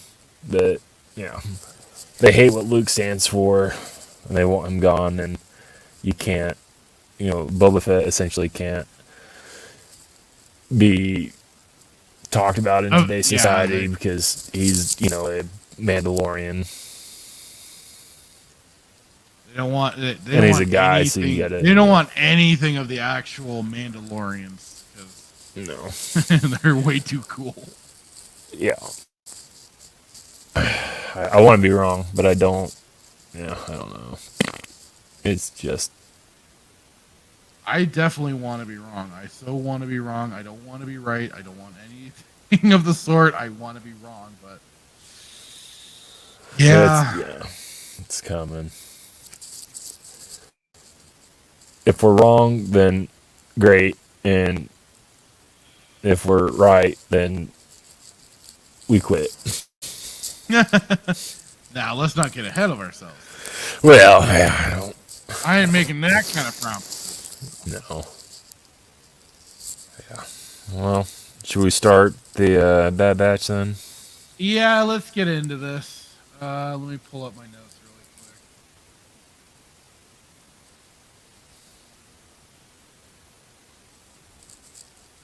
Pull mine up here.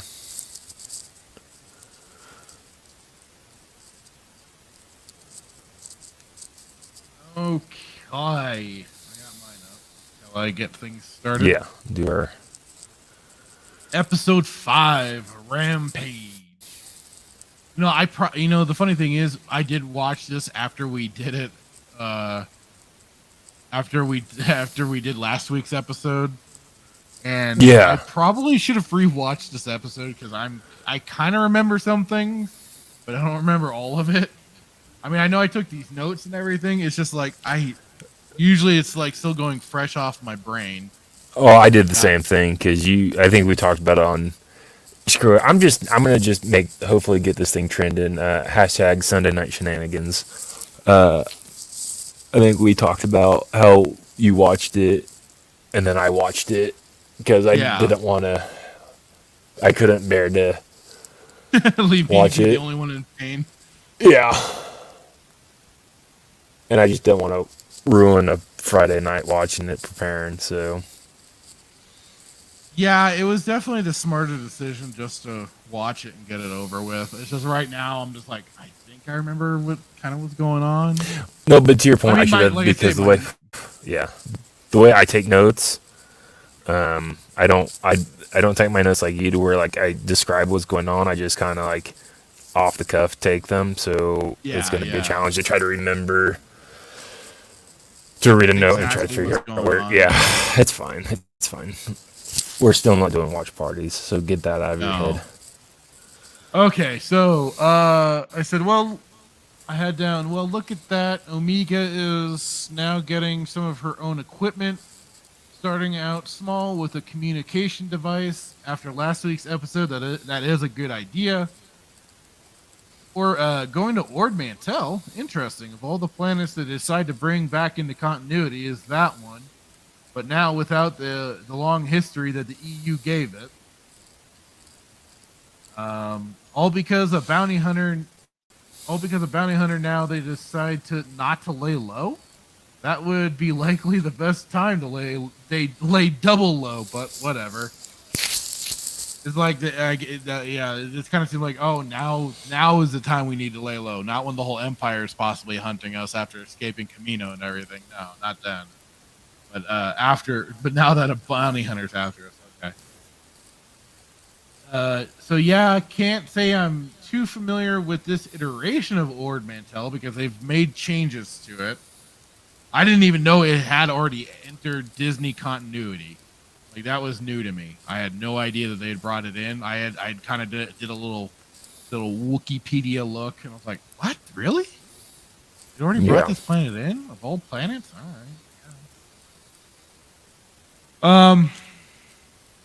So let's see. It said, funny that now they decide to go out in their full Republic gear.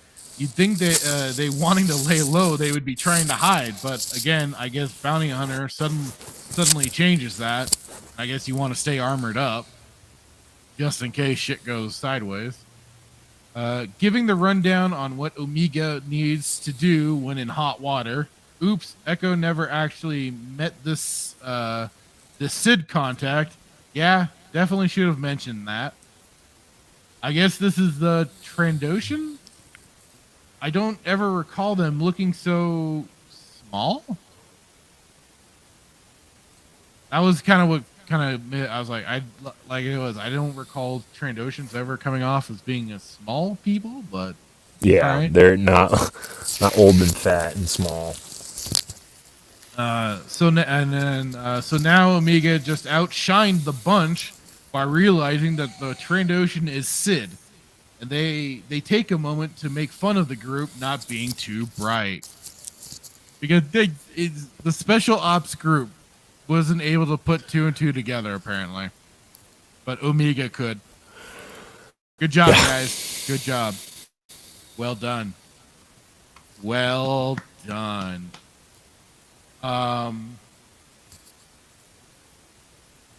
So they're now trying to get information on Fennec, but seems Sid ain't coughing up unless they do a job for her. Oh, clearly Omega is the brains of the operation, a special forces group that has a guy like Tech with heightened brains, Hunter with his keener senses and such. Yep, Dumbos all around. Ash Brown forces female. And then they are now going full-on mercenary, taking jobs for this weird Trandoshan, as they have to go and get some kid or something from a slaver gang. You got anything for your notes? Yeah, I got a lot. Well, not a lot, but it was a lot right in them. So I said, the twerp gets her own comm device. I mean, the scraps. Eka reminds her it's not a toy. Please don't use it ever. Yeah, it's like ever. Like, don't use it. Omega has Finnick on her trail. Next best thing, find out why. Question mark. Oh yes, enter Sid. Said enough of the comm device, please. Yeah, they were really playing that one up, weren't they? Yeah, and then it's just a side note. I was like, I've always hated their ship. I hate how it looks. It's just stupid. Just a rip off. I don't even know what's a rip off. I just hate how it looks. I think it's stupid. Yeah, I can't say I'm too keen on it myself. See, and this is why I should have watched it earlier in the week, but I said, this is the place, question mark. Oh, yes, I said, this is the place, question mark. Looks like a dump. It looks like a it's like a deserted mom and pop, like, shop, like, restaurant / bar. So, more like a bar, it looked like, casino bar. Kinda, yeah. I was like, yeah, Sid the Trandoshan. I made had the same thoughts. Like, this is not the Trandoshans that I remembered. It didn't look like the Trandoshans that I normally. You think of a Trandoshan, you think of like Bosk on the bridge of the Executor. Yeah. Vader's ship, and this is just like a poor excuse of a fat alligator. Basically. And then I said the same thing. Like, Omega just so happens to guess that the Trandoshan is Sid. Yeah. Interesting. And like it was, they make fun of the rest of the group. It's like, God dang, really? Yes. You're gonna make this group look that stupid? Come on. It's like they each have special abilities, but you put 5 of their heads together and it equals half of a human brain. Yeah. Like, it's just, but this kid, who has no special abilities that we've seen so far, can automatically guess. She has certainly seemed to have lacked some degree of common sense, and it's like, really? Yeah, and I just put no touchy, and then I said Hunter trying to figure out. Yeah, I said Hunter trying to figure out who hired Sid, or I'm sorry, who hired Finnick, and then the old you scratch my back, I'll scratch your back game. I'll end it on this, and I said 70-30. I thought Disney were shysters. This Trandoshan's their old piece. Yeah, definitely was. Yeah, you are rather stingy. Yeah, man. I mean, and Disney charges $4.95 for bottled water. Like 70-30. Like, that's a little rich. So they are who they are for a reason, right? So, let's see. I said, seems Wrecker's implant is causing him some headaches. Isn't the first time they highlighted this sort of thing? Because he seems to keep, like, he's having, like, headaches or something like that. So I'm guessing it has to do with the chip. Something's gonna happen later on. I'm only guessing. I don't know. I literally don't know. The badge gives Omega a little lesson about the dark side of the galaxy and just what exactly slavers are. So again, I have to ask, what was she actually being trained for or studied on Kamino? She's so smart. She doesn't know about slavers. She didn't even know what dirt was. She didn't even know what dirt was. Like, she didn't even know about dirt. And this freaking kid. the original clone Django died in the dirt. Like, and you'd think that you would know what dirt was. You would. One would. Gosh darn it. Your father died in dirt. I would have been like, hey, like, you're picking up the very stuff that your dad died in. His head was rolling around in it. Oh God. That might be a little sick joke, but I probably would still have said it. Hunter gives Omega the order to get back to the ship, but I'm guessing she's going to defy him. Oh no! Seems Echo is being hunted by something. For all Hunter's senses, he didn't pick up on this creature. I forget. Oh, when they were on or no, they were out of that. They're outside the slaver camp, and there was some big weird creature following them around. Oops! They got captured. So who was that Sid was talking to? Oh yeah, because Sid had some sort of like weird mystery conversation with somebody. Yeah. I'm guessing that's where Cad Bane comes in. Old sausage fingers. Not yet, I don't think. Oh, okay. So while the slavers come in to investigate the ship, Omega manages to slip out, but somehow she gets the chance to go and save the crew. And then I laughed. I was like, nothing like some shock collar business. Oh, that.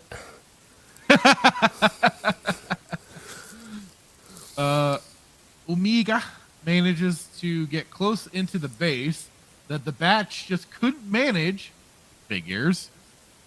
Echo trying to talk a big talk to distract these slavers from Omega sneaking around, but oops, she knocked down some rocks.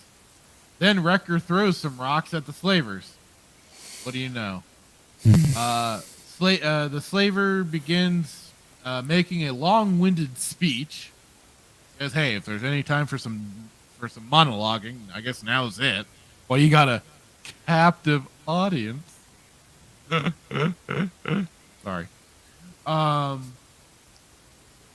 Sounds like Omega found a Rancor. Whoopsie! Omega got caught.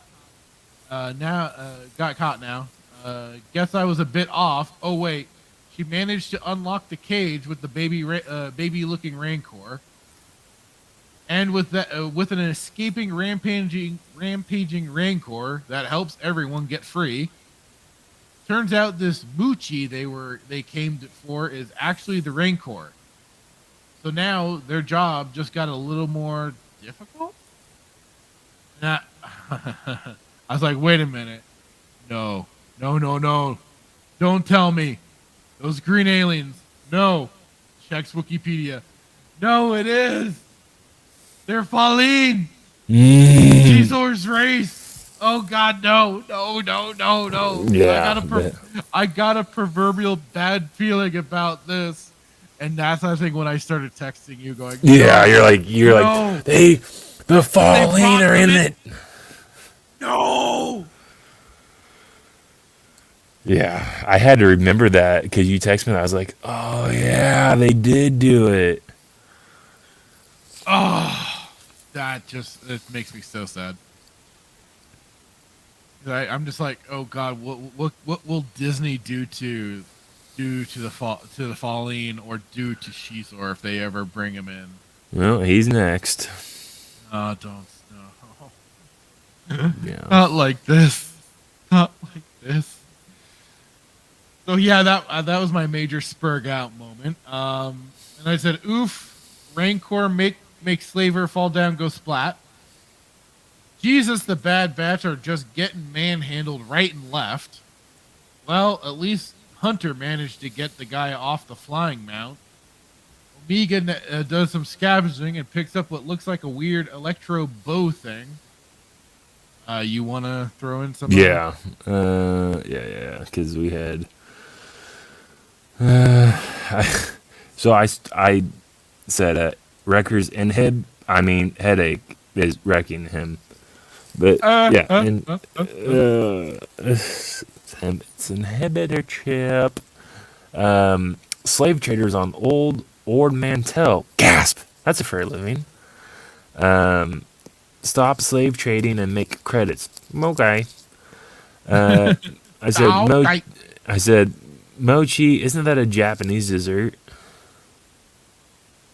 I think it is, yes. Mochi. Yeah, Japanese dessert. Yep. I thought so. And I was, the whole show, I was just thinking that, man, I've never tried mochi, but I kind of want to try it now. The dessert, not the Rancor. That's the Dream Squad right there. Haha, Omega on guard duty. Go on, shoo, back to the ship you go. Hunter given the orders. Said Echo has some ridiculous pterodactyl after him and then gets knocked down. Now Wrecker and the other two. I said the Bad Batch wouldn't be complete without Bib Fortuna. I put a Bad Batcher. Sigh, just stop. Yes, Gonky, hide. And he shuts off. Nice job. This is just, I don't know if you caught this, but I said the guy's in the cockpit. Omega exits under the cockpit and runs literally into the line of sight. How did the guard not see her? Oh, did she? Did she run into the line of sight? 100%. She ran in front of the window of the cockpit where the guard was looking out of. And then it cuts back, and then two of them come from behind the ship. Well, like literally, you can pause it to where she runs underneath the cockpit window, whatever you want to call it, and the guy's like literally there. You can see the guard in a position to where he can see her. No different than the children being able to see Mando's face while he's eating cheese and crackers on the patio. Right. Like, I was like, it's I don't know if you caught it. I was like, what? No, I did notice her kind of jumping out of the front of the cockpit like that, or wherever part her like little room is. Yeah. But I didn't notice. Like I knew the person was getting close to the window area, but I just didn't realize how close. Yeah. Yeah, so I said, Omega calls for the squad, but no answer. Oh, look, it's Zed's caller. Hunter says they need to signal Omega before the scouts find her. Oh, wait, you don't have to. Or I said, oh, wait, you don't have your comms. Gasp. Look, it's Omega. Echo trying to serve as a distraction, ? Omega drops a rock. What an idiot. Nice cover-up, Wrecker. When he kicks the rock. Omega unlocks the door for the win. And there's your prize. A baby Rancor that's not happy. Let's see, yeah, I got a couple more to go. The squad breaks out of the restraints and gear up, going after Mochi, whatever. And then they had to introduce the following into this. You had to piss on Shizord. Yeah, I said you had to piss on Shizord, didn't you? Absolutely, they got to piss on all the pre-established characters. I said the baby Rancor's. Yeah, baby Rancor's pissed. The three attempt to help protect Muchi. Rancor versus Sand Pterodactyl. Who will win? You hit. I said you hurt Muchi, you bastard. And then like this is ridiculous. Like Hunter loves knife fights. Never bring a knife fight. Or what did I write? Was this a typo? I said Hunter loves knife fights. Never bring a ship to a knife fight. Oh, that's weird. I don't know if that was a ship typo. To a knife fight. Yeah, I think it was. It was a typo. But Omega sees something shiny. A new weapon I see. Yeah, I'll end there because I got a little bit ways to go. But I'll end there. And I'll let you pick up and I'll go after you. Or were you done? No,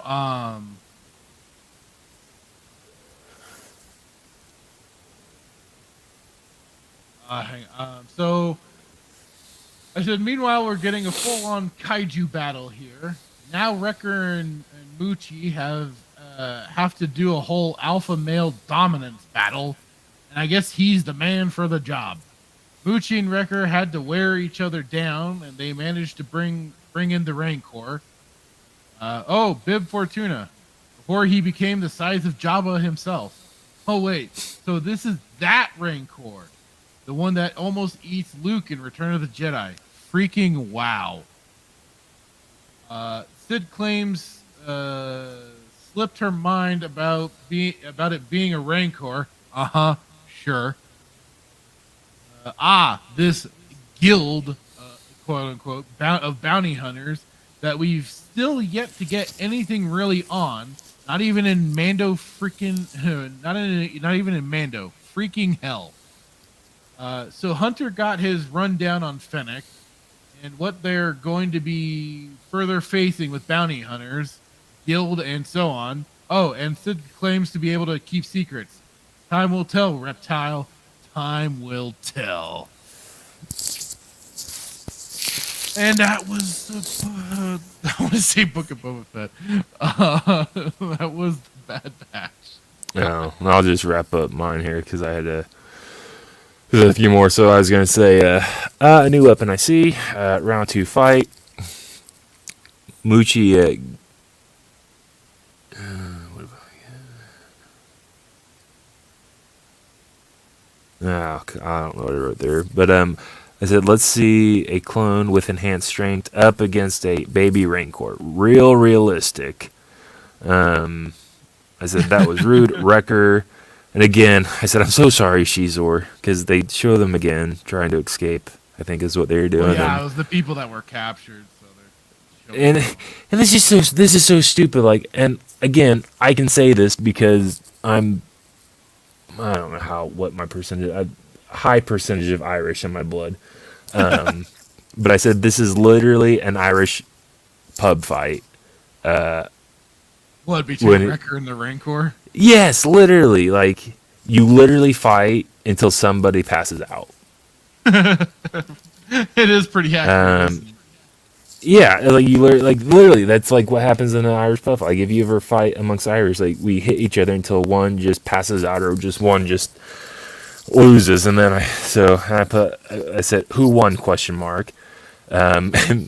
that I said, you got to ride it like a Bantha Omega. Oh God. Sid is as slimy as Moochie's snot. Oh Jesus. I was laughing. I made myself laugh. I said, Sid employs a squad, or does she? ? And I wrote, slimy, real slimy at the end. Well, there you go. And that was the Bad Batch. Again, filler episode extraordinaire, basically. That was only very tacitly giving us any additional information, but it was still just a silly little fluff. It was a fluff episode. I didn't feel like it advanced the story very far, other than, hey, you have bounty hunters after you. Wow, no shit, Sherlock. We already knew that. But then it was just kind of like some very loose fan service by bringing in Bib Fortuna to being the client for the Rancor and everything. I don't think you needed to do that, but all right, fine, I guess. Still dumb, but all right. Yeah, it was. Yeah. And then, of course, I mean, I don't know if they have been introduced in anything else, like comics or otherwise, but yeah, we got the Falleen sadly brought in. There should be a rule, an unwritten rule. There should be no. There should be an unwritten rule that you don't mess with Thrawn. Yeah. basically you don't mess with any pre-established characters. Like, if you want to create a new race, then by all means create a new race, but don't touch Thrawn, don't touch Malgus, don't touch Bane, don't touch Revan, don't touch the Fallen, don't mess with... Leave him alone! Don't mess with Heir to the Empire, don't mess with Empire, Shadows of the Empire. Like, don't mess with any of that. Like, you cannot come up with anything on your own, so therefore you have to rob the very stuff that you kick to the curb. Like, you literally, like I said, you're trash pandas. You're literally trash pandas. And you're not even cute ones. Like, you're literally you're slimier than Sid. And Sid is slimy. Say that 5 times. I am not even gonna try. But I'm oh God. And Filoni still wants to be Ahsoka. That's all I have to say.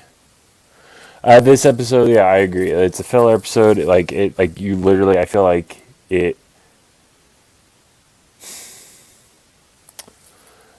I guess if I had already watched this season, then I could say that this episode currently does nothing to advance the story. But since I have watched it, unfortunately, the story does. What comes ahead?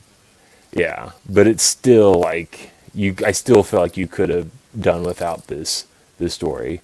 But I guess that it's a good thing that they did have this story, because I'm going to assume, because I don't have any evidence in front of me, that this Rancor may be the Rancor that Boba maybe gets to ride. I don't know. Book of Mando. Oh, you think it's... I don't know. I wouldn't be surprised if they tied it together. Well, yeah, like there was a Rancor, because they had to. Well, I could only think it was the Rancor that gets killed by Luke in Return of the Jedi, like I mentioned in my notes. That's the Rancor I think it is. Otherwise, no, I don't think it's, because I mean, the Rancor in Book of Boba Fett, wasn't that one a young one too? Yeah, so, but they got that. Yeah, they got that Rancor. That Rancor was a gift from Jabba's cousins. That's what I'm getting.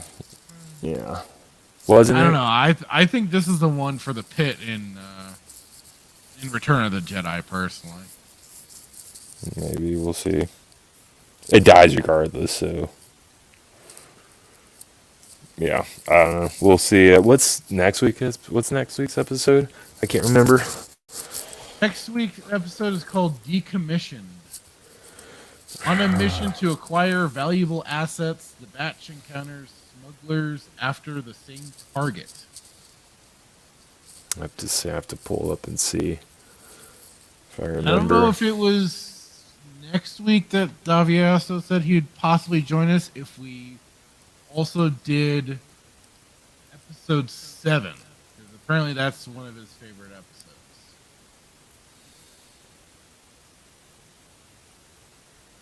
Which is called Battle Scars. And I'll talk to him and I'll see if that's next week. And so we might do 7. We might do double episodes. I can't remember if 7 or 9 is, or like obviously 9. Bane is whatever his name, Chad Bane, whatever his name is. He's in it. But I think 7 is the episode where... I believe he said that's where they bring Rex in and stuff. Oh, then maybe it's 9 or 8. Yeah, it's one of those episodes where Cad Bane fight. He's in it. So I have no clue. This is my first time watching this whole freaking series. Yeah. So I am well, and this is why, really fresh. So yeah. I mean, regardless, it's yeah. I think it's that. So not. There's a certain fight scene that just literally just drives me insane. Well, I mean, I'm now it's like, okay, so when are they going to be actually dropping season 2? Are we going to be caught up in time? I don't know. I think it's gonna be.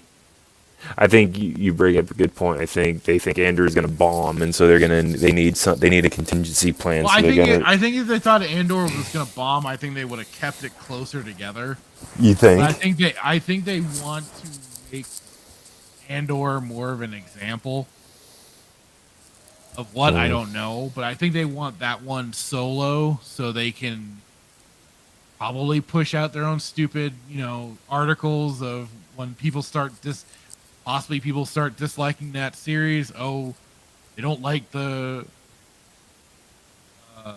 Spanish lead or whatever, so they'll start trying to cry the racist angle and everything. We'll see the usual cards play out like we did with Kenobi and everything, and the made up drama around. Oh yeah, what's her? Moses Ingram or whatever her name is. So yeah, it could be like that. You're looking for a fight that's not there. All I can say, I mean, it could just be we'll just have to wait and see what happens. So here's the question. I think they want it to be on its. They want Andor to be on its own, and they want Bad Batch to be on its own because Bad Batch is already a popular IP that people like. I don't know why. I think this is you'll have to indulge the listeners, but here's I think a question that everybody's asking is: are you going to watch the episode 6 tonight? I still need to get access to it. Oh, yes, of course. But I'll be probably not tonight. Maybe tomorrow morning or so on. I don't know if I'll watch 2 episodes though. And just maybe so wait, next week knock this crap out. Are we? Yeah, maybe do 6 and 7. Oh, maybe I'm gonna talk to Daviaso and see if it will be next week that he'll actually show up. Not. How much you want to bet he's not? I'm sorry, he's not coming. How much you want to bet? That's the funny thing is like he keeps saying, "Oh yeah, No, and I'm like, he's lost interest. So, but he said if we get to 7, he'd be wanting to join us and everything. But I'll talk to him. So maybe we will, maybe we won't. I'm kind of like leaning towards that idea. Just because I'm like, well, if it means ending this series a little faster, that might be for the best. Yeah. Otherwise, yeah. So it'll be episode 6. Just let me know. I will. I'll keep you updated. No worries. Okay. And then we're still on for tomorrow. We're still on for tomorrow night, 5:30. Mountain Time. We'll be over on our Twitch channels. We'll be playing Star Wars: The Old Republic still, continuing the adventures. Balmora. Sith. We're still doing Balmora, and I think we're doing the planetary quest. So that gets fun. We're in the bowels of Balmora and slowly trying to get me a ship, not a ship, but get me something a vehicle, whether it be a tauntaun, an Ewok, a falling, give me something to ride, because if I have to watch Mr. Insect pop out his Dr. Evil his floating chair again, and add insult to injury, I'm gonna just lose it. The thing is too is like he got that chair, and at some point I had randomly gotten the Jedi version, which is like you're kind of like sitting cross-legged, and you have like some holocrons floating around behind you. It actually looks kind of cool.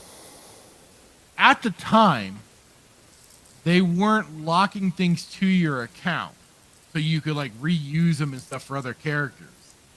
I sold it. Did you really? Yeah. Well, I sold it on the player market. I didn't know they were gonna. It was early on. They hadn't started tying things to your account yet for these items. Assholes. So I like sold off that chair. I'm like, God dang it! I'm gonna buy it. I gotta buy it. So you don't have the chair? I didn't have that chair. Not the one my brother goes around on, and I don't have the Jedi version either. I don't feel too bad then. So I was kind of bummed. But why'd you sell it? I like I said, I didn't know we were able to time to our accounts yet. They hadn't happened, and I didn't want it at that time. At the time, I didn't want it. Now you do. Yeah, I got some seller's remorse. If that's a thing. So you gotta be a pack rat. Normally I am. That's the funny thing. Normally I am. Well, I don't want to hear it because I don't even have a chair to sit on. I have nothing. I have a ship that I can't really use. I've got a wardrobe chest I can't use. That's right. Half the items that you can pick up, I can't pick up because I'm not a premium member. I'm not a subscriber. Yeah, so it's really making it to they're really, trying to really cheesing me off, man. Really trying to get me to pay $15 a month for this thing. But I shan't do it. So hold out as long as you can. Maybe Davias will show up tomorrow. Probably not. Don't bank on it. I'm not. But it'll be Fractured, Mr. Insect. Yeah, it'll be the three of us again. Absolutely. I'd rather it that way. I don't want to do the bounty hunter quest. It's probably stupid anyways. Even though you were saying last week or so, you're like, shut it. It didn't happen. Conversation never took place. So old Jedi mind trick, you did not actually hear this. You did not. This conversation did not happen. This is not the conversation you're talking about. So, okay. Well, that's all I got. Well, I'll say good night, and I'm gonna play something out because I kind of wish I had played it earlier. So, good night, everyone. Catch us on Twitch tomorrow night. It'll be good. So pumped. Yeah. Good night.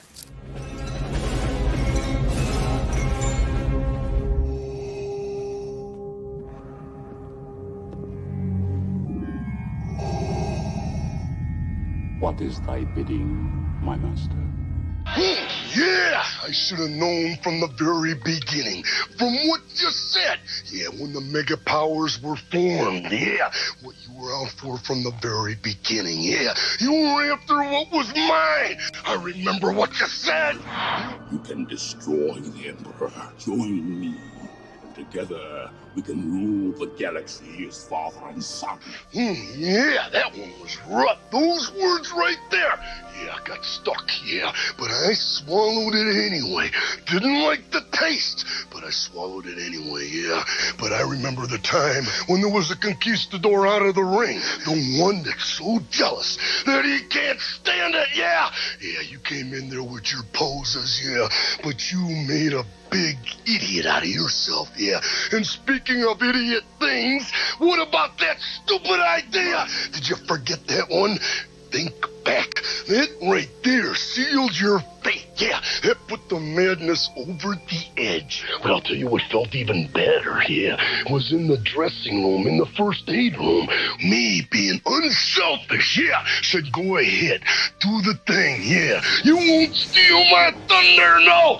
When you take a look at the madness's eyes, all you're gonna see is complete and utter rage!